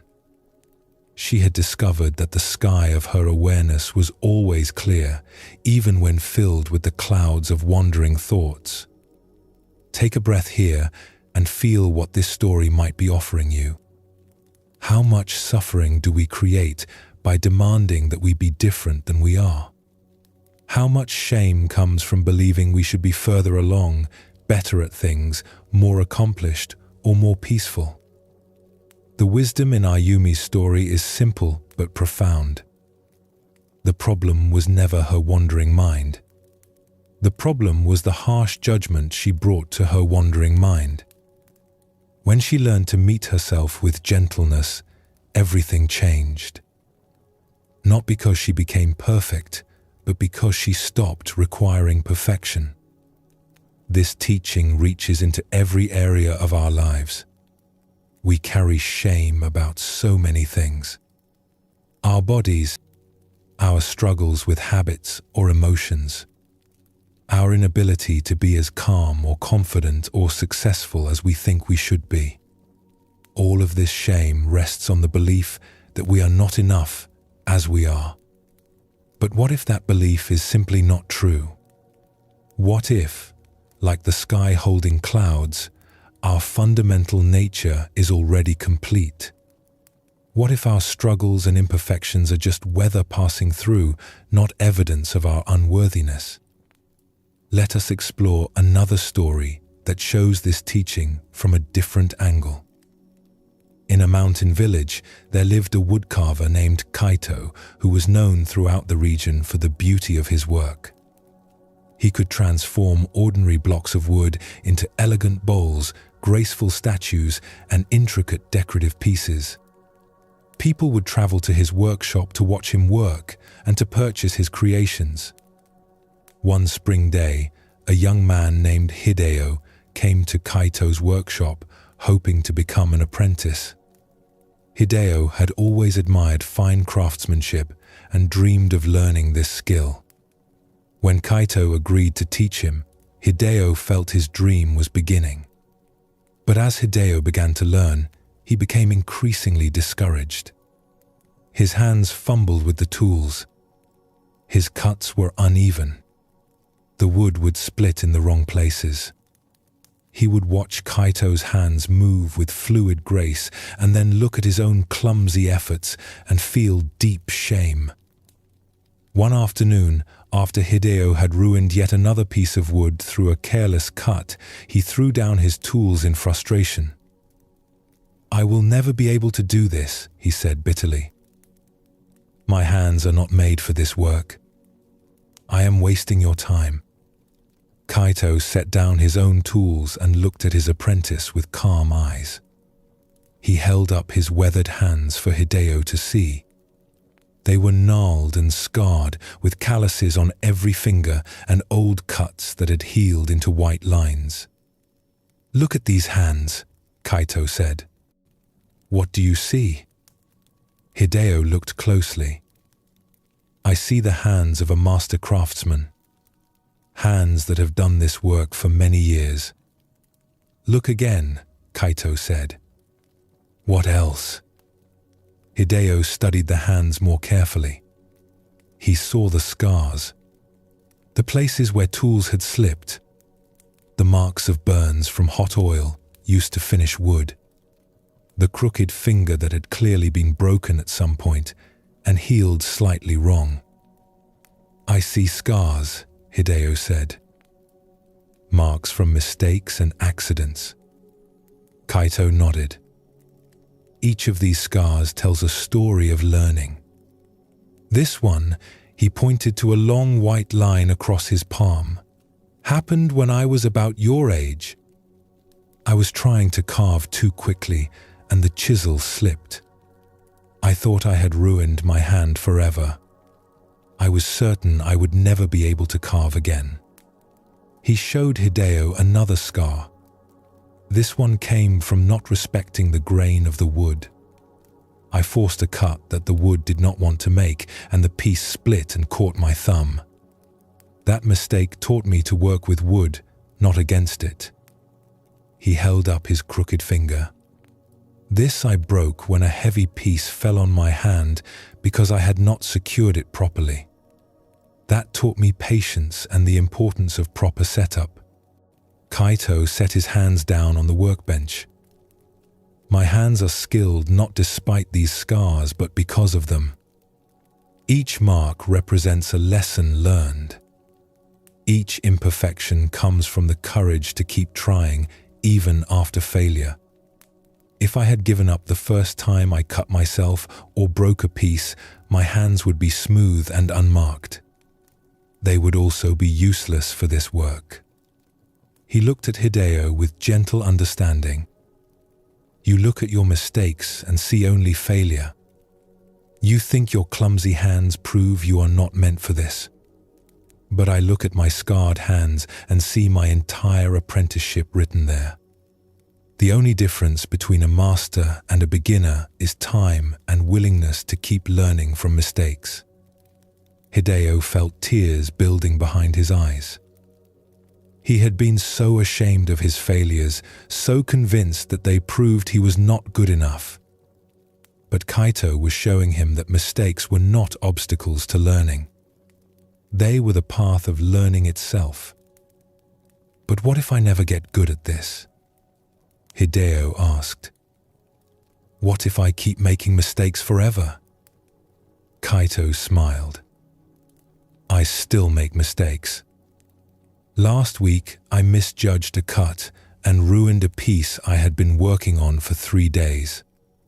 The difference is not that I no longer make mistakes. The difference is that I no longer believe mistakes mean I am not worthy of doing this work." He picked up a piece of wood and ran his scarred fingers along its grain. "Perfectionism is the enemy of craftsmanship," he said. "If you need every cut to be perfect before you feel allowed to continue, you will never create anything.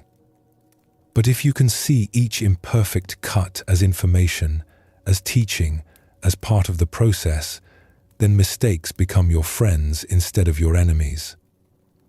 Over the months and years that followed, Hideo slowly developed his skills. His hands became marked with their own scars. Some cuts went wrong. Some pieces split. Sometimes his work fell short of what he envisioned. But he learned to meet each mistake with curiosity instead of shame. What can this teach me? How can I adjust my approach? Decades later, when Hideo had become a master craftsman himself with students of his own, he would often hold up his weathered hands to show them. "See these scars?" he would say. "These are not marks of failure. These are evidence that I was willing to try, to fail, to learn, and to try again. These imperfect hands have created more beauty than perfect, unmarked hands ever could. Because perfect hands would mean I never took the risk of learning." He would tell his students what Kaito had told him all those years ago. That shame comes from believing our imperfections disqualify us. That freedom comes from understanding that our imperfections are simply part of being human, part of learning, part of having the courage to engage with life instead of standing safely on the sidelines. Both Ayumi and Hideo learned the same essential teaching. The shame they carried was based on a false belief. Ayumi believed her wandering mind meant she was bad at meditation. Hideo believed his mistakes meant he was not meant to be a craftsman.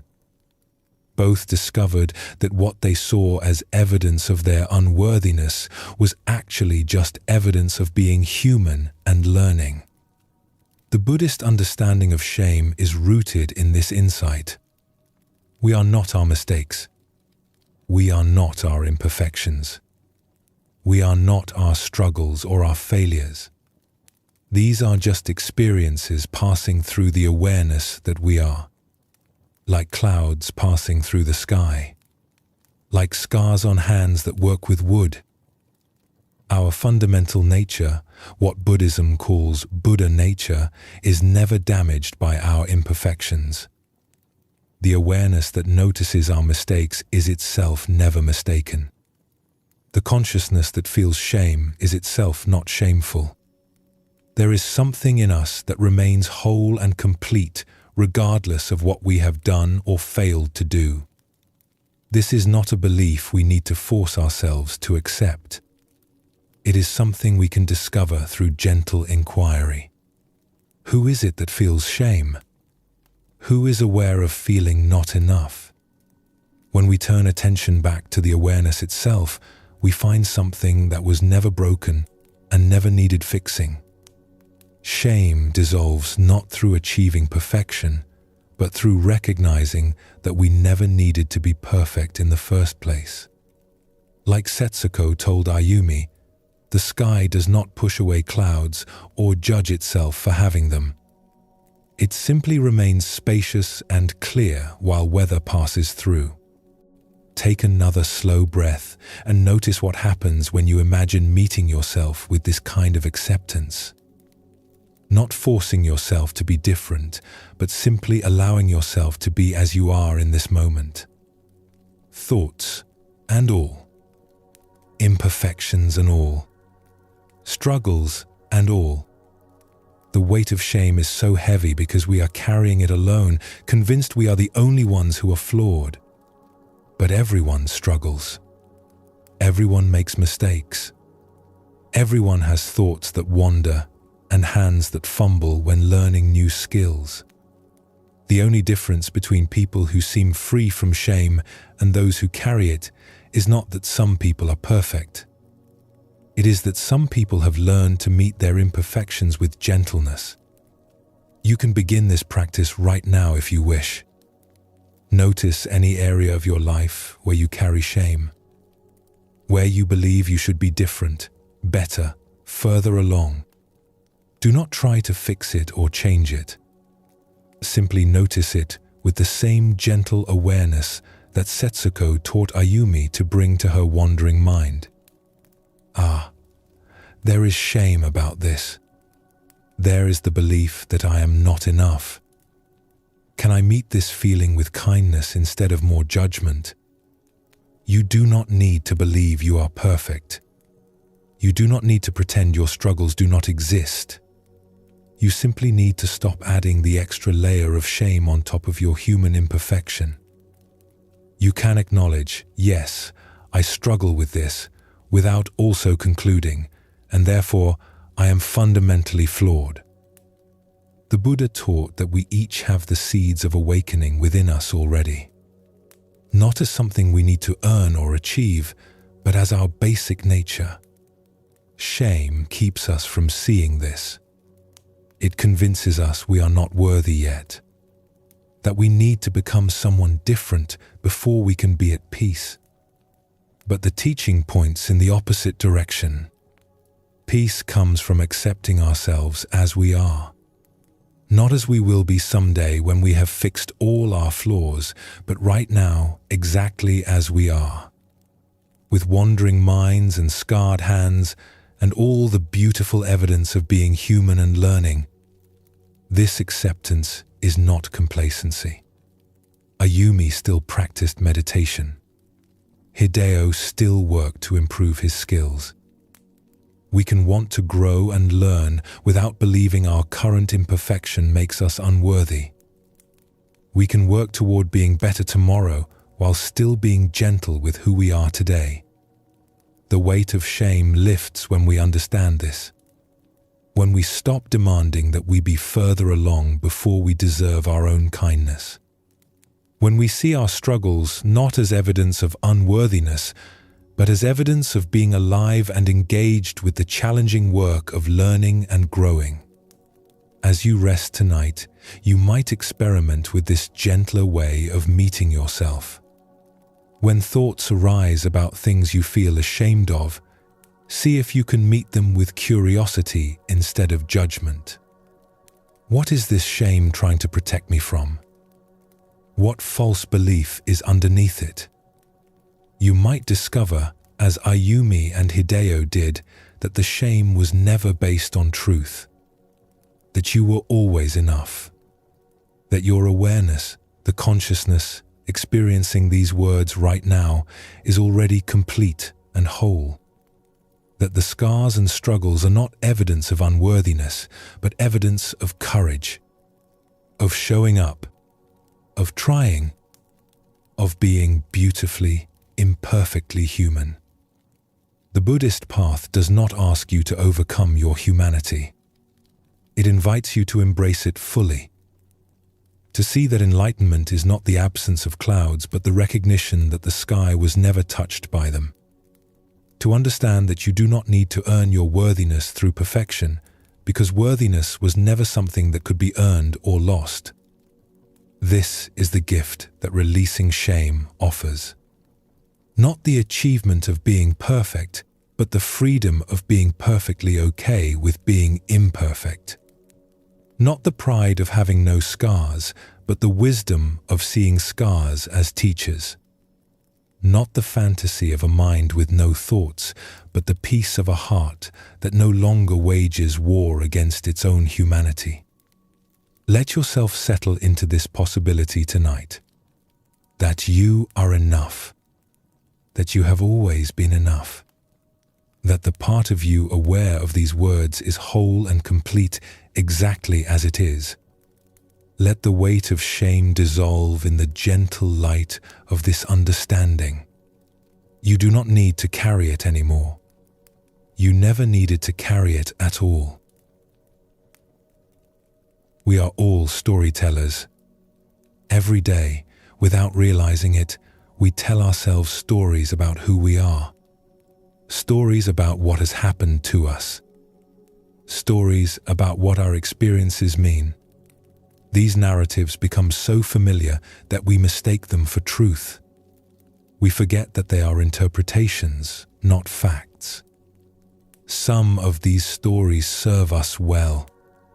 They help us make sense of our lives and learn from our experiences. But other stories trap us. They become cages we cannot see because we have lived inside them for so long. We build entire identities around old wounds or past mistakes, and then we wonder why we cannot move forward. The Buddha taught about this deeply.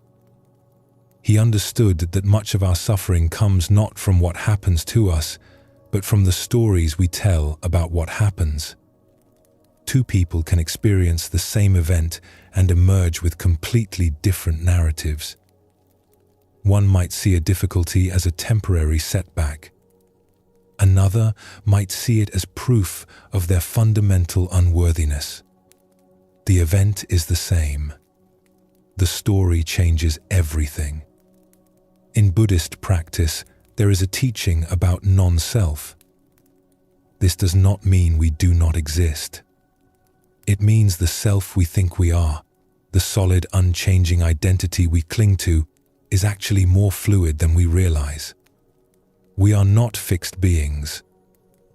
We are processes of continuous change. But we freeze ourselves in stories about who we are. I am someone who was betrayed. I am someone who failed. I am someone who cannot be trusted. I am someone nobody values. These stories feel so real. We have evidence for them. We can point to events that prove them. But evidence is not the same as truth.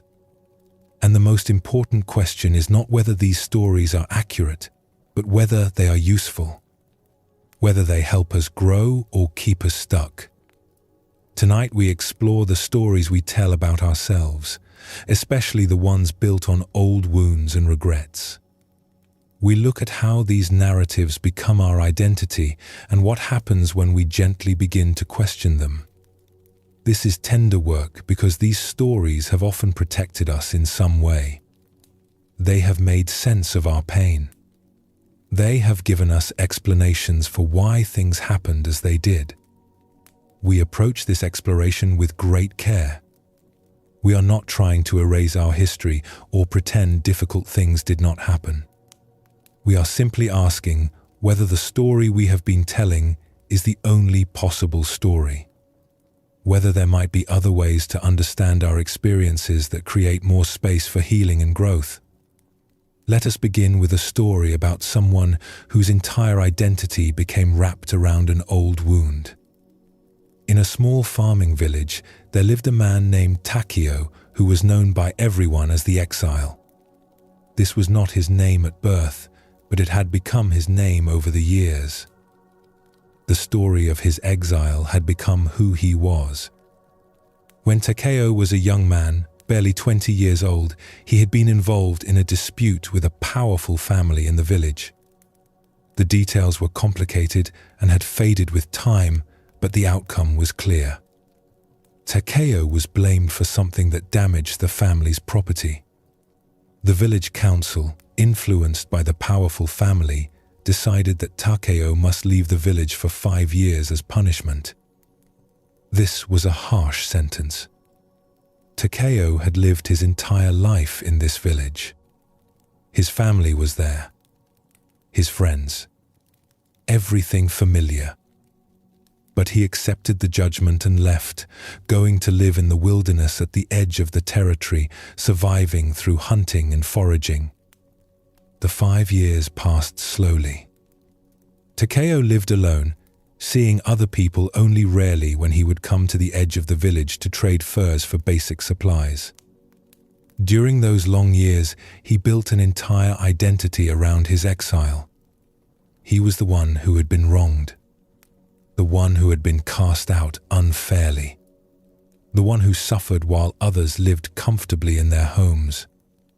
This story became so central to who he was that he thought about it constantly. Every difficult moment in the wilderness reinforced it. Every cold night, every meager meal, every day of loneliness was added to the evidence of his victimhood. The narrative grew stronger and more solid with each passing season. When the 5 years ended, Takeo could return to the village if he wished. The sentence was complete. The punishment served. But something unexpected happened. Takeo did not return. Months passed after he was free to come back. Then a year. Then 2. People from the village occasionally saw him at the edge of the territory, but he would not come closer. When they asked why he did not return, he would give vague answers about not being welcome, about the village not wanting him. Finally, after 3 years of freedom that Takeo still spent in exile, one of the village elders made the long journey to find him. This elder, a woman named Hana, who had known Takeo since childhood, sat with him by his small fire and asked him directly, "Takeo, why do you still live out here? Your punishment ended 3 years ago. You are free to return. Many people would welcome you back." Takeo stared into the fire, his face hard. "They exiled me. They decided I was not worthy of living among them. That has not changed." "But it has changed," Hana said gently. "The sentence is over. The powerful family that pushed for your exile has moved to another region. The people who remember the incident at all remember it differently now, with more sympathy for your situation. You are carrying a story that no longer matches reality." Takeo shook his head stubbornly. "I know who I am. I am the one who was cast out. The one nobody wanted. That is the truth." Hana was quiet for a long moment, watching the fire dance. Then she asked a question that would echo in Takeo's mind for months to come. "Who would you be if you were not the exile? If that story was no longer available to you, who would you become?" The question unsettled Takeo deeply. He had no answer. For so many years, his entire sense of self had been built on this narrative of being wronged, being cast out, being the victim of injustice. Without that story, he did not know who he was. After Hana left, Takeo could not stop thinking about her question. He began to see how he had constructed his whole identity around the exile. It explained everything about his life. Why he was alone. Why he struggled. Why he could not be happy. The exile story justified all of it. But Hana had shown him something troubling. The village would welcome him back. The circumstances that had led to his exile had changed or been forgotten. He was the only one still holding on to this narrative. He was the one keeping himself in exile, not because he had to, but because without this story, he did not know who to be. Over the following weeks, Takeo began to notice other stories he had been telling himself. That he was permanently damaged by what happened. That he could never trust people again. That the wilderness was where he belonged because civilized society had rejected him. Each of these stories felt true. Each had evidence supporting it. But were they the only possible interpretations of his experience? One morning, Takeo woke up and tried something different. He asked himself, what if I told this story differently? What if instead of being the eternal exile, I was someone who survived a difficult period and learned resilience? What if, instead of being the victim of injustice, I was someone who paid a penalty, served his time, and was now free to choose his path? These alternative stories felt strange and uncomfortable. They did not have the familiar weight of the exile narrative. But they also felt lighter, more open. They contained possibility instead of just explaining why possibility was closed to him. Slowly, carefully, Takeo began to test these new stories. He started making more frequent trips to the village edge. He had longer conversations with people who came by.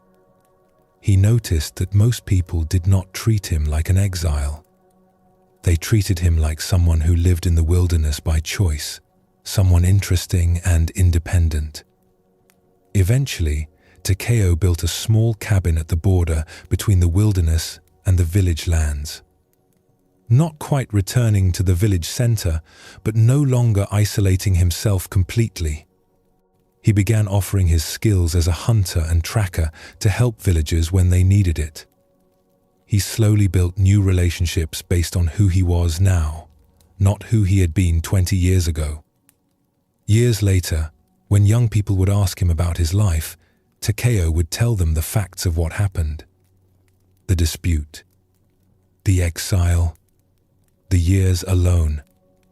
But he would also tell them about the moment he realized he was keeping himself in exile long after he was free to leave. About the question Hana asked that changed everything. About learning that the stories we tell ourselves can become prisons we cannot see. "I thought the exile defined me," he would say. "I thought it was the truth of who I was. But it was just one possible story about a period of my life. When I finally saw that, I could choose a different story. Not by denying what happened, but by refusing to let it be the only thing that mattered." Take a gentle breath here and notice what Takeo's story brings up for you. How many of us are living in exiles of our own making? How many identities have we built around old wounds that we keep reinforcing long after the circumstances have changed? The wisdom in this story is subtle but powerful. Takeo was not wrong that he had been exiled. That was a fact. But the meaning he gave to that fact, the way it became his entire identity, that was a choice. A choice he did not realize he was making. When he finally saw that the story was just a story, not an unchangeable truth, he could begin to imagine other possibilities. This teaching about releasing old narratives is central to forgiveness work in Buddhism. Often, what we need to forgive is not just the event itself, but the story we have been telling about what it means. The story that we are permanently damaged, that we can never trust again, that we are fundamentally different from others because of what happened to us. These stories can feel protective. They explain our pain. They give us a clear identity, even if it is a painful one. Sometimes we hold on to them because letting them go feels like losing ourselves. Like Takeo asking, "Who would I be without this story?"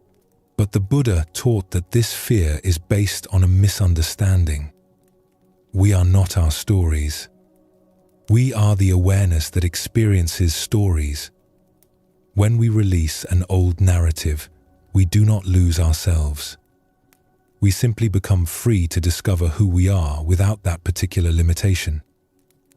Let us explore another story that shows this from a different perspective, focusing on stories built around our failures rather than wounds done to us. In a town known for its scholars and teachers, there lived a man named Fumio, who had once been a promising student. As a young man, he had shown great talent for mathematics and philosophy. His teachers predicted he would become an important thinker, perhaps even advising the regional governor on matters of policy and governance. But when Fumio took the examination that would qualify him for advanced study, something went terribly wrong. Whether from nervousness or lack of preparation or simple bad luck, he performed poorly. He did not just fail to excel. He failed completely, scoring lower than students with far less natural ability. This failure devastated Fumio. It was not just a setback. It became, in his mind, the defining moment of his life. The moment that revealed his true nature. He had always believed he was talented and intelligent. The exam showed him he was wrong. He was actually just mediocre, someone whose early promise was only illusion. After this failure, Fumio gave up on scholarly pursuits entirely. He took work as a clerk, copying documents for merchants. It was simple work that required little thought. He told himself this was appropriate for someone of his actual limited abilities. The talented student had been a false identity. The failed clerk was the truth. Years passed. Fumio went through his days mechanically, seeing himself as someone who had tried to be more than he was and been revealed as ordinary. This story was so solid in his mind that it colored everything. When younger clerks were promoted past him, it confirmed his failure. When someone suggested he might try teaching or pursue further study, he would shake his head sadly. That path was closed to him. He had proven he was not capable. One day, a new supervisor arrived at the merchant house where Fumio worked. This supervisor, a woman named Yuki, had an unusual background. She had failed the same examination 3 times before finally passing on her 4th attempt. She was now known as one of the sharpest minds in the merchant guild. Yuki noticed that Fumio's work was exceptionally precise and thoughtful. His copies were not just accurate. He would sometimes note inconsistencies in the original documents or suggest clearer ways to phrase complex ideas. This was far beyond what was expected from a clerk. After watching Fumio for several weeks, Yuki called him to her office.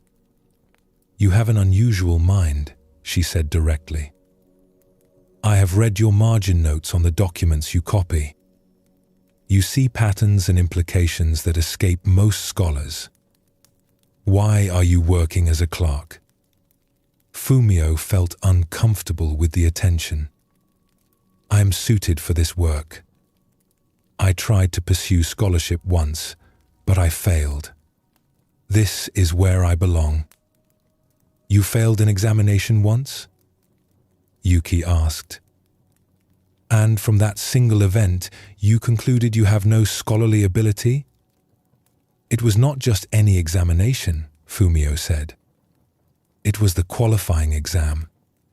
I scored terribly. It showed me I was not as capable as I thought." Yuki leaned back in her chair and studied him.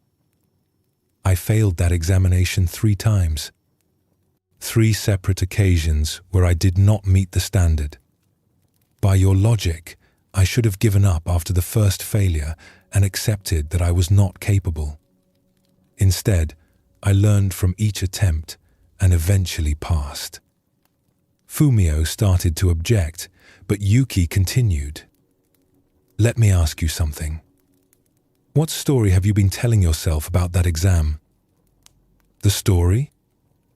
Fumio was confused. "I failed. That is not a story. That is what happened."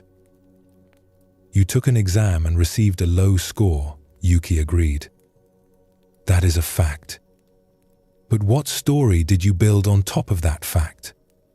What meaning did you give it?" Fumio thought about this. "I told myself it revealed the truth about my abilities. That my earlier success had been luck or illusion, and the exam showed my real level of capability." "That is one possible story," Yuki said. "But is it the only one? What if you told a different story? That you had one bad day? That you were not prepared for that particular format of examination? That you allowed nervousness to interfere with your thinking? That failure is a normal part of learning, not evidence of fundamental inadequacy?" Fumio felt resistance rising. "But I did fail.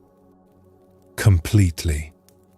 These other stories feel like making excuses.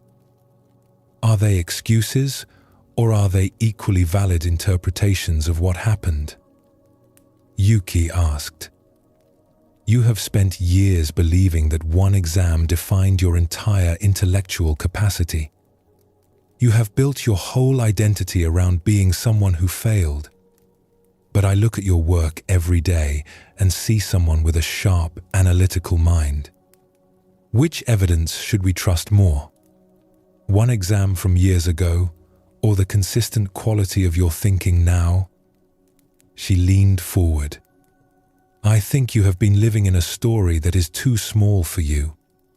A story that explained your pain but trapped you in limitation. The question is whether you are willing to consider a larger story. Not one that denies the failure, but one that puts it in perspective as one difficult moment in a much longer journey. Over the following months, Yuki gave Fumio increasingly complex tasks. She would ask his opinion on difficult contracts and policy matters. She encouraged him to study again, not for any examination, but simply to develop his thinking. At first, Fumio approached this with deep anxiety. The old story was so strong. He expected to fail, to prove once again that he was not capable. But as he engaged with challenging material and found he could understand it, as his insights proved valuable to Yuki and the merchant house, the old story began to loosen its grip. He began to see that his failure on that long-ago exam was just one event, not the definition of his capabilities. He had told himself a story that one bad performance revealed his true nature. But what if his true nature was better shown by years of careful, intelligent work? What if the exam was the aberration, not his baseline? This realization did not come easily or all at once. The old story had roots that went deep. But gradually, Fumio began to try on different narratives. Instead of "I am someone who failed and proved myself inadequate," he experimented with "I am someone who had a setback and then spent years developing my skills in other ways." Instead of "I am not capable of scholarly work," he tried "I am capable of deep thinking even if I do not perform well under examination pressure." These new stories felt strange at first, like wearing clothes that did not quite fit. But over time, they began to feel more natural, more accurate, more true to the entirety of his experience rather than just one painful moment. Years later, Fumio became a respected advisor in the Merchant Guild, known for his careful analysis and wise counsel. When younger workers would come to him discouraged by failures or setbacks, he would tell them about the examination he failed and how it became his identity for so many years. "I told myself a story that one failure meant I was a failure," he would say. That story felt completely true. I had evidence for it. But it was still just a story, just one way of interpreting what happened. When I finally saw that, I could choose a story that served me better. Not by denying the failure, but by refusing to let it define everything else. Both Takeo and Fumio show us how we build identities around our wounds and failures. Takeo became the eternal exile. Fumio became the failed scholar. These identities felt solid and true.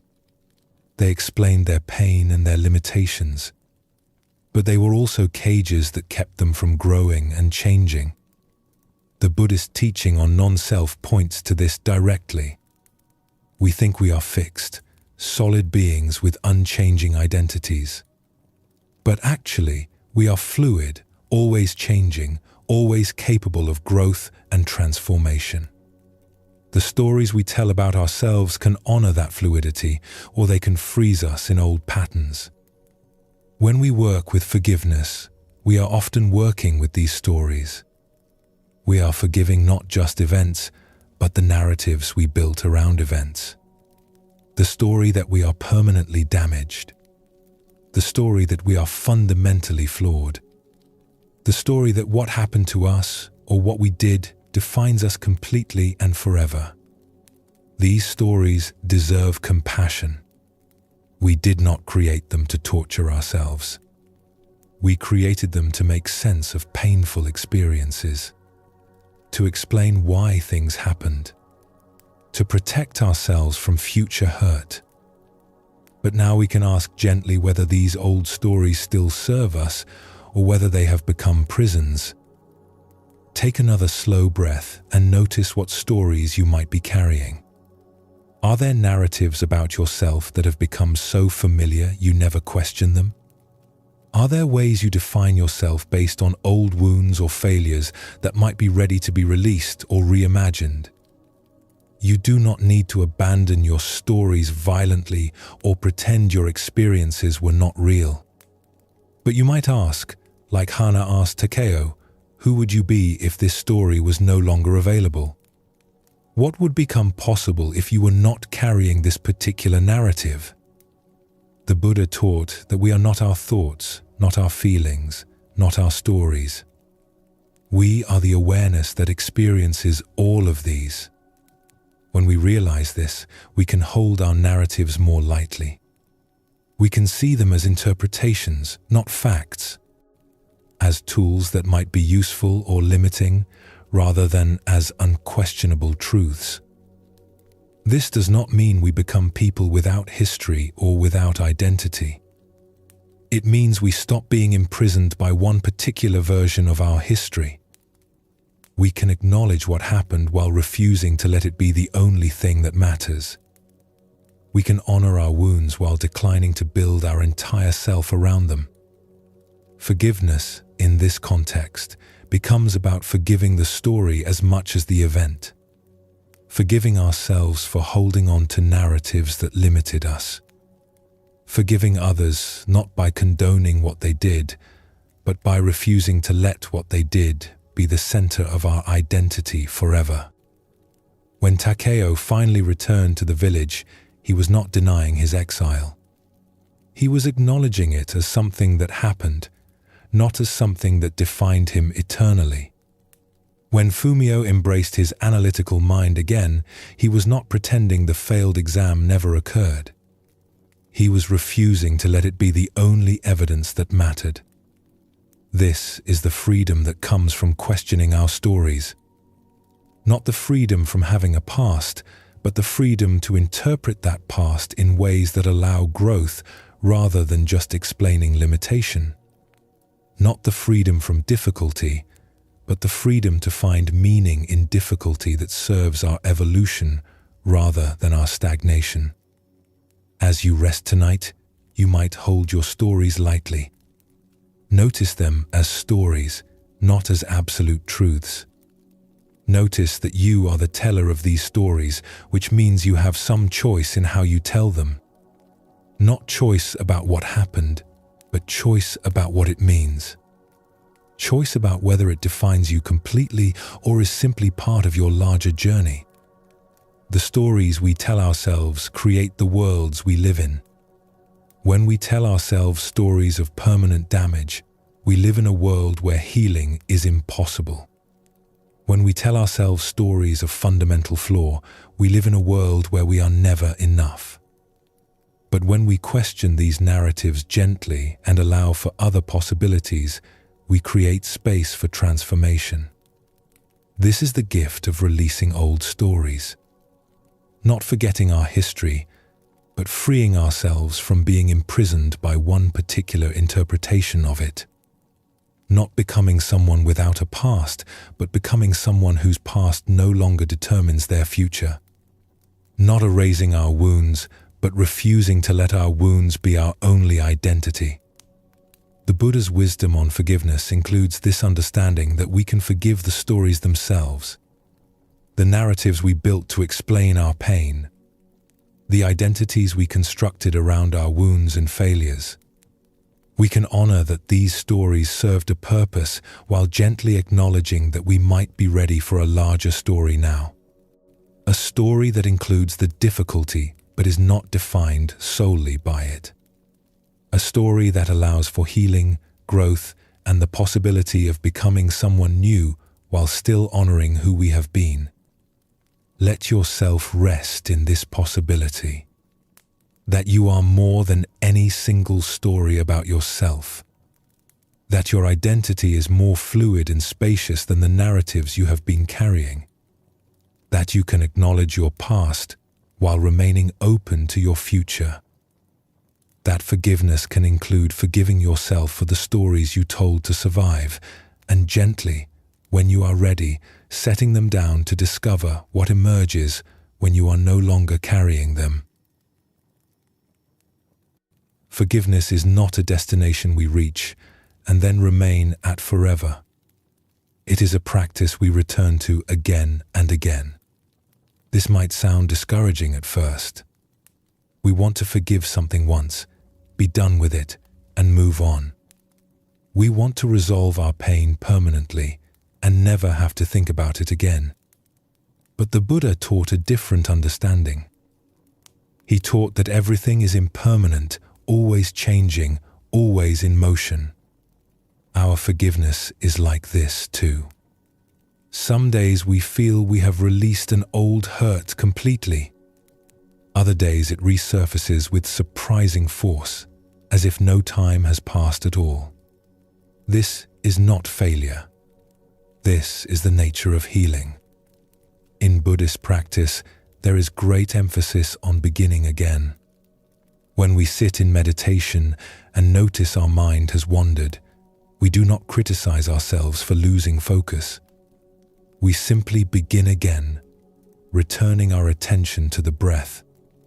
When we find ourselves caught in old patterns of thinking or behaving, we do not declare ourselves hopeless. We begin again, choosing differently in this moment. This same principle applies to forgiveness. We might forgive someone or something, feel a sense of peace, and then days or weeks later find the old resentment returning.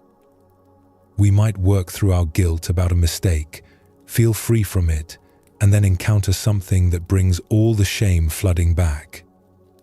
When this happens, we have not lost our progress.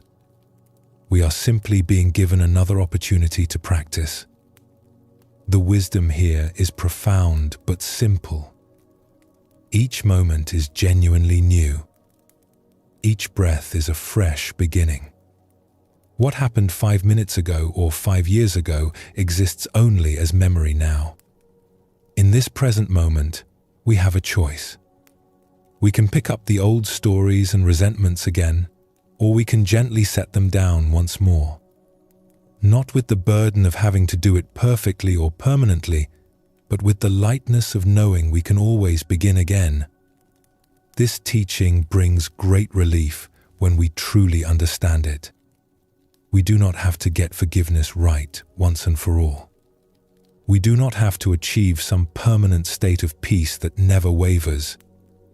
We simply need to be willing to return to the practice of letting go over and over with patience and gentleness toward ourselves. Tonight, we explore this practice of beginning again. How to work with forgiveness as an ongoing returning rather than a one-time achievement. How to meet ourselves with compassion when old wounds resurface. How to see each moment as a genuine opportunity for a fresh start. Let us begin with a story about someone who discovered this practice through their daily work. In a mountain monastery, there lived a monk named Oshin, whose task was to ring the large bronze bell that called the community to meditation each dawn. This was considered an important responsibility. The sound of the bell carried across the valley, marking the beginning of each day, not just for the monks, but for the farmers and villagers who lived nearby. Oshin had been ringing the bell for 15 years. He would rise in the darkness, walk to the bell tower, and strike the bell with the large wooden mallet in a rhythm passed down through generations. 3 slow strikes, a pause, 3 more strikes, another pause, continuing until the sequence was complete. For many years, Oshin approached this task with simple devotion. He would ring the bell with full attention, listening to how the sound moved through the morning air, feeling the vibration through his hands. It was a meditation in itself, a way of beginning each day with presence and purpose. But then something changed. Oshin's elderly mother, who lived in a village 2 days' journey from the monastery, became ill. He was able to visit her only occasionally, and each time he returned to the monastery, he carried worry with him. He felt guilty for not being there to care for her. He resented the monastic rules that limited how often he could leave. He was angry at the illness itself and his powerlessness to help. These feelings began to color everything, including his bell ringing. Now, when he walked to the bell tower in the dark mornings, his mind was full of troubled thoughts.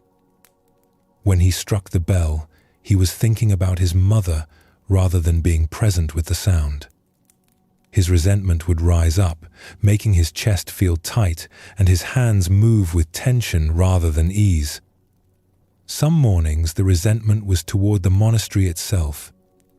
Why did they keep him here when his mother needed him? Other mornings it was toward his siblings who lived near his mother but did not seem to care for her as conscientiously as he would.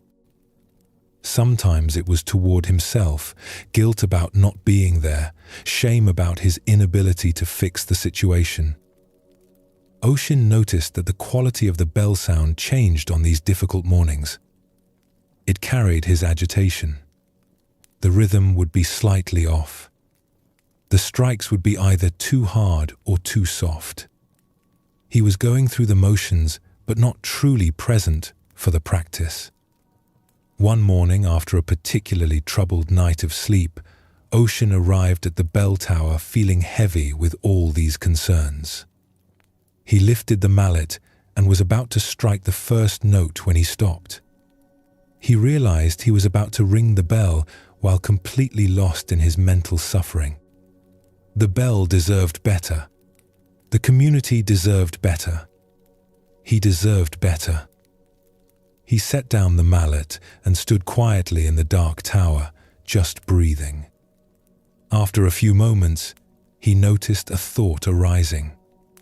This breath right now is a new breath. This moment is genuinely fresh. What happened in the night, what I was worrying about, all of that is past. Right now, I can choose to be here with the bell. It was such a simple recognition, but it shifted something. Oshin picked up the mallet again and struck the first note with full presence. The sound was clear and pure. He listened to it fade completely before striking again. For those few minutes of the bell sequence, he was not consumed by worry or resentment. He was simply there with the bell, beginning again. After finishing the sequence, Oshin walked to the meditation hall and sat for morning practice. Within minutes, the worried thoughts returned. His mother's illness, his guilt and resentment. All of it came flooding back as if the clarity at the bell tower had never happened. At first, Oshin felt discouraged. The peace had been so brief.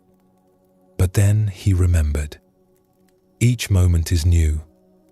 Each breath is a beginning. He had practiced letting go at the bell tower. Now he could practice it again here in the meditation hall.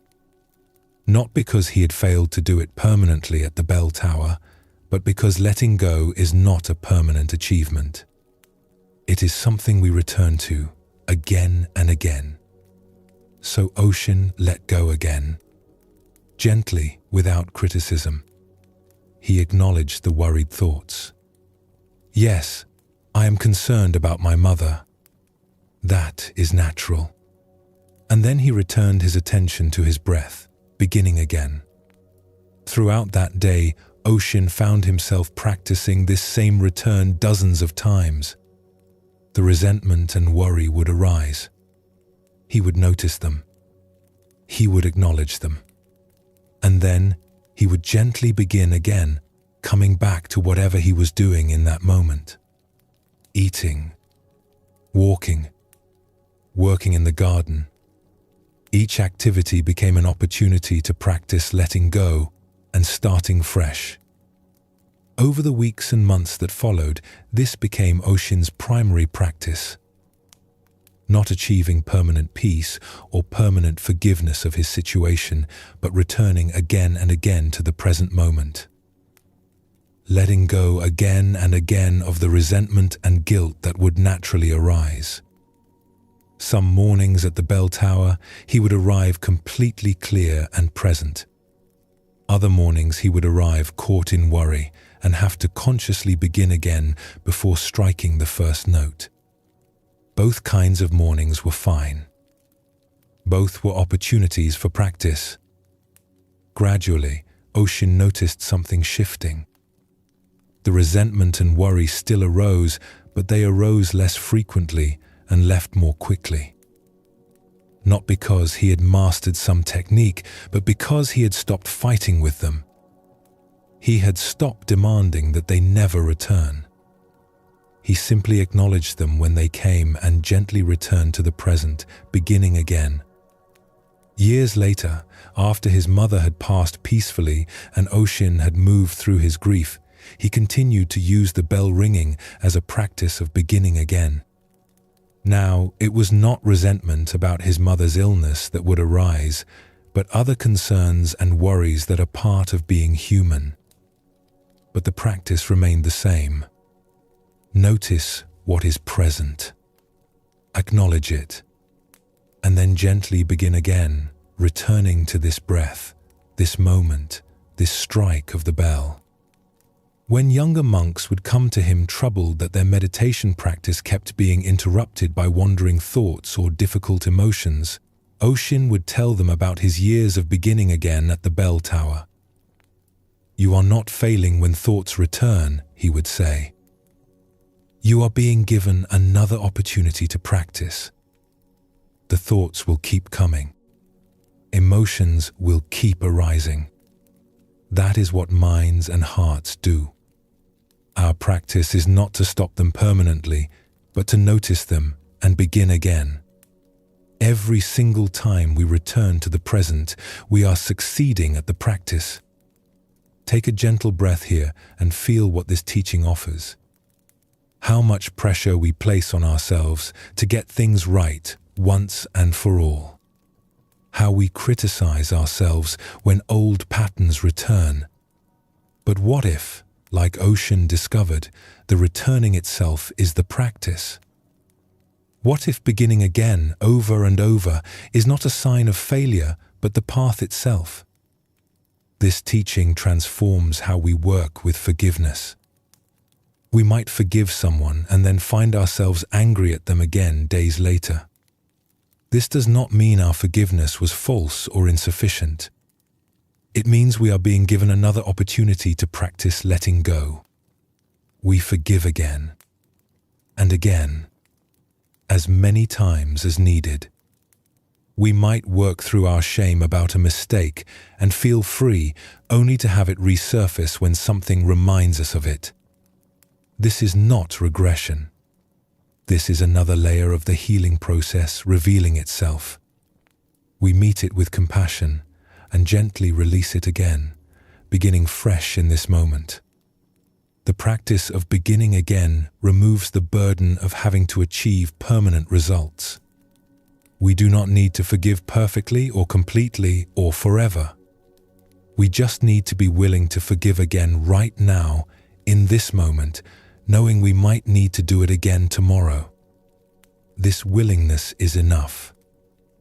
Let us explore another story that shows this teaching from a different angle, one that reveals how even the most experienced practitioners continue this practice throughout their lives. In a teaching temple known for its wise instructors, there was an elderly meditation master named Keiko who had been practicing for over 50 years.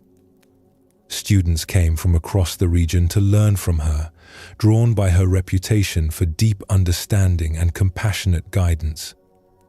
One day, a dedicated student named Naoko came to Keiko's room early in the morning, clearly distressed. Keiko invited her to sit and share what was troubling her. "Master," Naoko said, tears in her eyes, "I have been working with forgiveness practice as you taught me. For months I have been sitting with my resentment toward my sister, offering her loving kindness, trying to let go of the old hurt between us. Last week, I finally felt I had succeeded. I felt genuine peace about our relationship. I felt the resentment had dissolved. She paused, her voice breaking. But this morning, I woke up and the resentment was back, just as strong as ever. It was like all my practice meant nothing. I thought I had forgiven her, but clearly I have not. I must be doing something wrong. Keiko listened with gentle attention. When Naoko finished, the older woman was quiet for a moment, gazing out the window at the garden where the morning sun was touching the leaves. "Tell me," Keiko said finally, "do you see that stone water basin in the garden?" Naoko looked and nodded. It was a simple basin where birds came to drink, carved from dark stone that had been in the garden for many years. "Every evening," Keiko said, "the birds drink from that basin and the water level goes down. Every morning, I refill it with fresh water. Have you noticed this?" "Yes, Master," Naoko said, uncertain where this was leading. "Do you think I am failing at keeping the basin filled because I need to refill it every day? Should I be disappointed that the water does not remain at the same level permanently?" Naoko saw the teaching immediately. "No, of course not. The water is used and needs to be replenished. That is natural." "Exactly," Keiko said with a soft smile.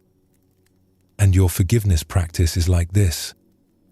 You offer loving kindness and let go of resentment. The resentment goes down like water being used from the basin. Then conditions arise that bring the resentment back up. This is not failure. This is simply the nature of the mind and heart. They need to be tended regularly, not just once."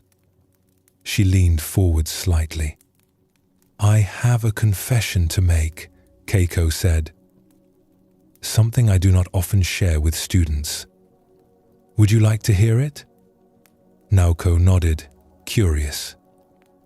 "There is someone from my past, someone who harmed me badly when I was young, before I became a nun. I forgave this person many years ago. I did deep practice with it. I felt genuine release. I thought I was done with that forgiveness work." Keiko's voice was calm and matter-of-fact. "But even now, 50 years later, sometimes I wake up and feel the old resentment. Not often, perhaps once or twice a year. But it still arises. When it does, I do not panic or think I have lost my practice. I simply notice it, like seeing a familiar visitor at the door. I say to myself, 'Oh, here is this old feeling again.' And then I practice with it again, exactly as I did decades ago. I offer loving kindness. I let it go.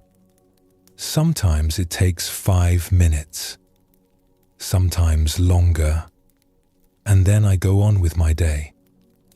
Naoko looked shocked.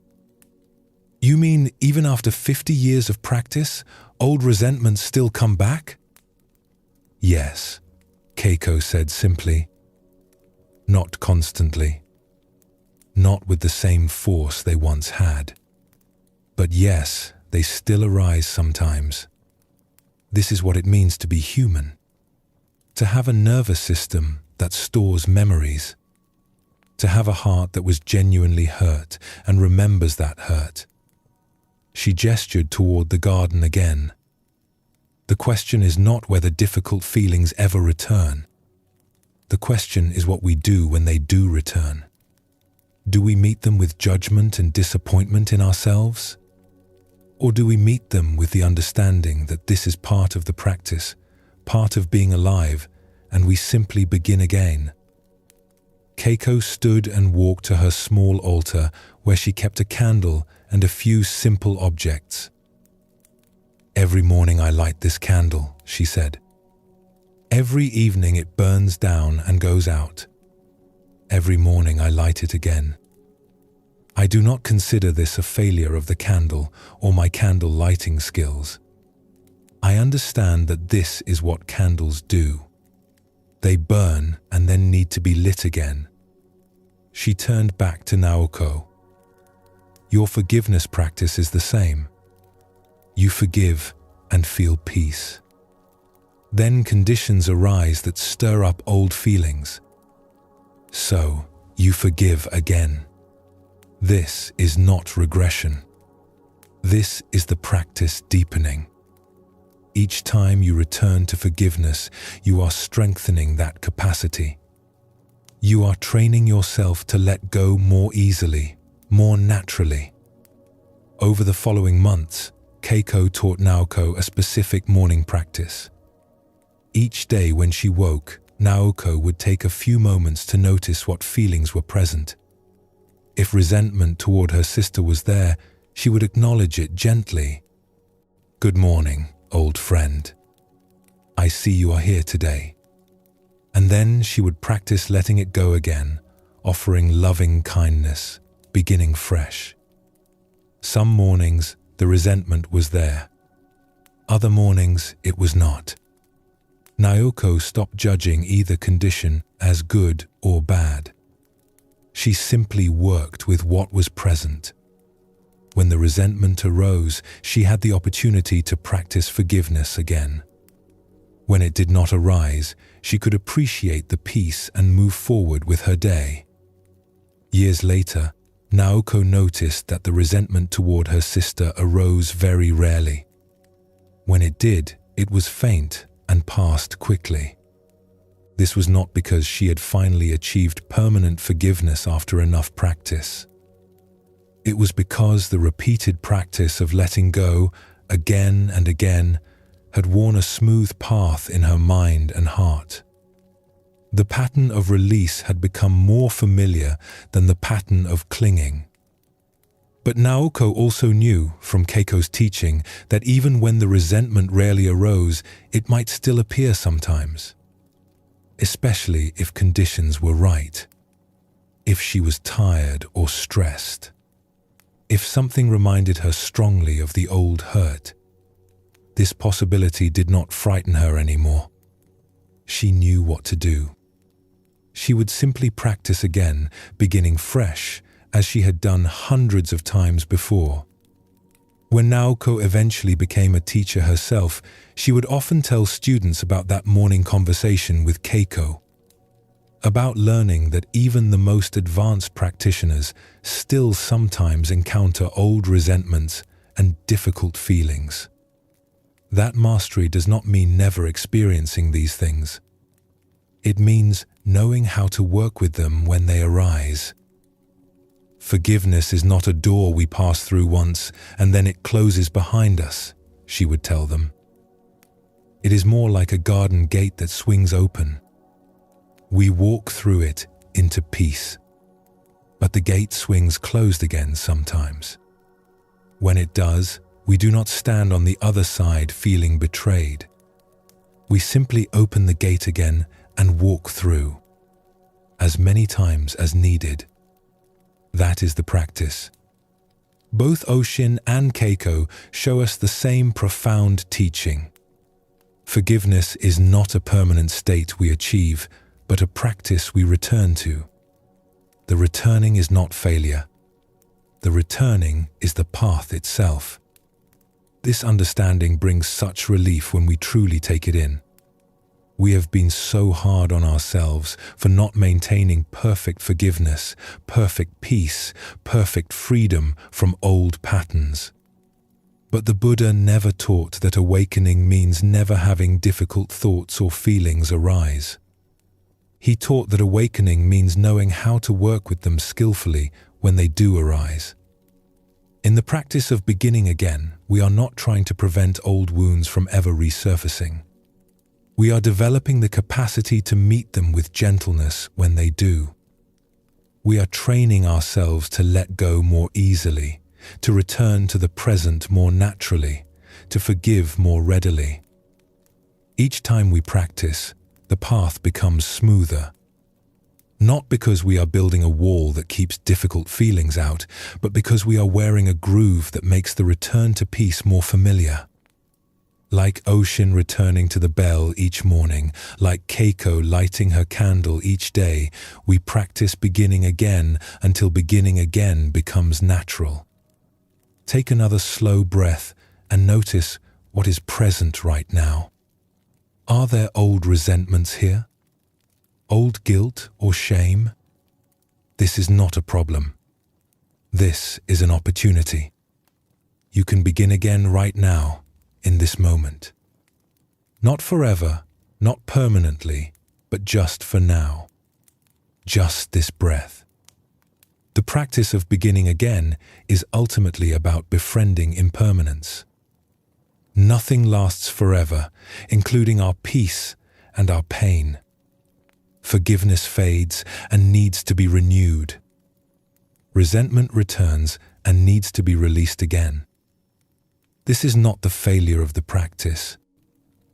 This is the practice itself.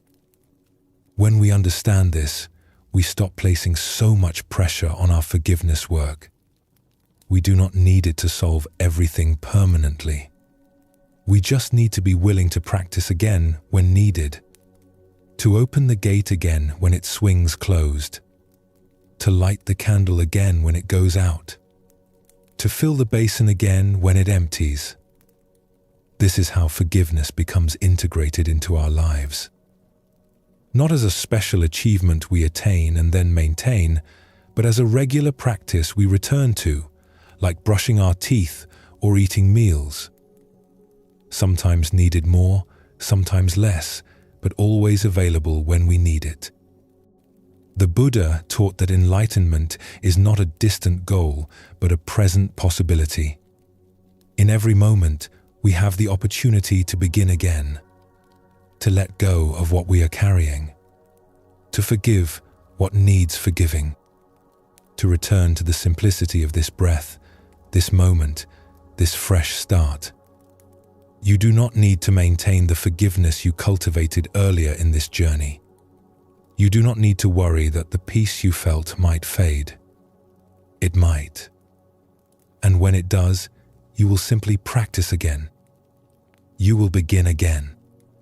As many times as needed, for as long as needed, with as much gentleness as you can offer yourself. This is the practice the Buddha taught. Not achieving permanent perfection, but returning again and again to presence, to kindness, to letting go. Each return is complete in itself. Each beginning again is enough. As you rest tonight, know that tomorrow is genuinely fresh. Whatever old feelings arise, whatever old patterns show up, you will have the opportunity to work with them, to notice them without judgment, to let them go gently, to begin again as you have done before, as you will do again. This is not a burden. This is the gift of being alive in this moment. The past is memory. The future is imagination. Right now, in this breath, you can choose. You can pick up old resentments or set them down. You can replay old stories or let them rest. You can demand that yesterday's peace lasts forever, or you can appreciate that today offers its own opportunity for peace. The practice of beginning again is the practice of forgiveness itself. Not as a destination reached, but as a returning embraced. Not as a permanent achievement, but as a moment-by-moment choice. Not as proof of our mastery, but as evidence of our humanity. Ocean rings the bell each morning. Keiko lights the candle each day. The water basin is refilled regularly. And we too return to our practice of forgiveness again and again. This is not failure. This is life. This is the path. This is how we slowly, gently, persistently wear away the patterns that bind us and create space for the peace that has always been available just beneath the surface, waiting for us each time we are ready to begin again. We have traveled together through the Buddha's teachings on forgiveness. We have explored the second arrow of self-judgment that we can choose to put down. We have looked at how resentment toward others poisons our own peace. We have worked with deep regrets and the weight of shame. We have examined the stories we tell ourselves and discovered the practice of beginning again. Throughout this journey, one teaching has woven through all the others. Forgiveness is not something we force or achieve once and for all. It is something we practice gently, again and again, with patience for ourselves and our very human hearts. You do not need to have forgiven everything tonight. You do not need to feel completely free from old wounds or regrets. Forgiveness unfolds in its own time, layer by layer, as we are ready for it. What matters is not that you have arrived at some final destination, but that you have been willing to explore these teachings with an open heart. Tomorrow morning is genuinely fresh. Each breath is a new beginning. When old resentments arise, you will know how to work with them. When shame appears, you will remember that you are more than your mistakes. When the stories feel too heavy, you will recall that you can hold them more lightly.